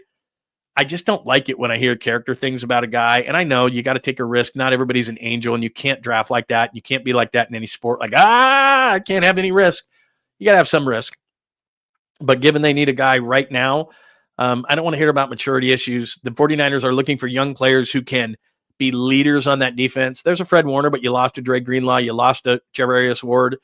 You got Nick Bosa. He's a different kind of leader. It's got to be about the player first and on the football field. But if you can marry that with the character that the 49ers really value in their players, then I think that that's a big deal. So could they take him? Of course they could. Could I see 𝐼𝐶 pounding the table for a guy like that? Yes, I could. But I get a little nervous about that. Same thing with, like I said, I love production. Shamar, the kid from Texas A&M that everybody's talking about, 33 pressures is production. 3 sacks means you didn't get there. 𝐼𝐶 could say, I could fix that extra half step in which he doesn't get to the quarterback. So I don't love him. I wouldn't draft him at 11, but they could. That could be absolutely somebody. And then, like I said, the other guy, and word is they're just not as high on this guy. Armand Membou, the offensive tackle at Missouri, and maybe I'm falling into that trap, a 4'9", 140, and all the athletic traits that he has. But I think him going to right tackle, Colt McKivitz at left guard, and he could be your guy when Trent Williams leaves. That is so valuable. And when you're picking at 11, how many opportunities are you going to get a blue chip offensive tackle? Because hopefully next year we're sitting here, you and I together on draft day 2026, and they're not picking at 11. They're picking at 32 or wherever high up in it. And now it's like, oh man, now has there been offensive tackles taken late in the first round who are quality guys? Of course, but it's a lot easier at 11 to pick that high quality offensive tackle. So that's where I'm like, you can find defensive guys all the time, defensive linemen and stuff, but God, can you find that elite blue chip prospect offensive tackle at 30? Not usually. And so I think they're in a unique position at 11. So Membou, I would like. Walker, I would like. Mason Graham, I would like. Those are probably my favorite 3 guys. I don't think Will Campbell, like I said, is going to fall. I don't think Mason Graham's going to fall, but if he were there, I would take him. But I would love to go offensive line. Chris Forster, their offensive line coach, doesn't like to go high in the offensive line, but offensive tackle is different than interior offensive line where they never go high. At least the Niners don't. I'd love Will Campbell. Believe me, I would love Will Campbell, Joji, but what we're hearing is that New England and Mike Vrabel have fallen in love with him. And if you hear him talk, first of all, he's got a little bit of a Southern drawl. Dude maybe he's fooling you, but he gets it. I mean, I saw a couple of interviews with him over the last couple of days, Will Campbell. Dude is all about football. All about football, and pretty high IQ guy. So either he's fooling us, which is possible because I've heard that about Mac Jones. People have said about Mac Jones, like you talk football with Mac Jones, dude is like blowing your mind, and then he gets on the field and he stinks. So it's not like guys can't fool you. They can. People do it in interviews every day. So anyway, what else do we got? Anything else? Any more questions on the draft? I've given you a ton of stuff today. So if you missed anything, we did do Jimmy Butler at the beginning. We did talk about Emma and Thompson. I thought it was a dirty play. We went all into those things. But if you're heavy into the draft, we did a lot of draft today. If you go back, and then like I said, I'll post the chapters, all those kind of things And you can just pick and choose exactly what you want to see out of the show today. So do it, and make sure you're subscribed. Again, John Lund Unleashed on YouTube. We appreciate you hanging out, but make sure you are subscribed. Make sure that you give us the like button. Hit us on that, which helps the algorithm and people find us, and we love to grow the community. And then the last thing is, do remember Bay Area Sports Collective. Make sure that you are joining us on that as well on YouTube. And last thing, we are live from Las Vegas around pick 6 tonight, around the Raiders pick. I'll jump on, so get those alerts on, and you'll know exactly when we jump on John Lund Unleashed. You'll know exactly when we jump on tonight for the draft show. So make sure that you jump on, and we'll be doing that tonight. And anything else I missed today? Yeah, no, don't let your wife hear that analogy. I know I'm going to get in trouble. She's running around today. Let's hope she didn't hear any of the show or see any of the show. She used to watch it all the time. Now she's like, whatever. She's like, whatever. I don't really care. So when's PMT? Are they at 11? They normally are at about 11 o'clock. So I'll give you a little bit of time so that you can get a great, yeah, there you go. There's Dom. I know I was looking for you, Dom. Great show, John, Paulie, and Tony. Paulie and Tony up at 11 o'clock. Very cool. And then I'll be back later on today. So that's what we're going to do today. Do remember my good friend, and I want to hold this up for you instead. This is 𝐟𝐸𝐵L Sports Medicine. 𝐟𝐸𝐵L Sports Medicine right there. 𝐟𝐸𝐵L Sports Medicine. And as you can see right on there, stem cell. My wife is doing the stem cell right now with 𝐟𝐸𝐵L Sports Medicine, and it is awesome. Her shoulder, her elbow, her foot, she's done all of those things.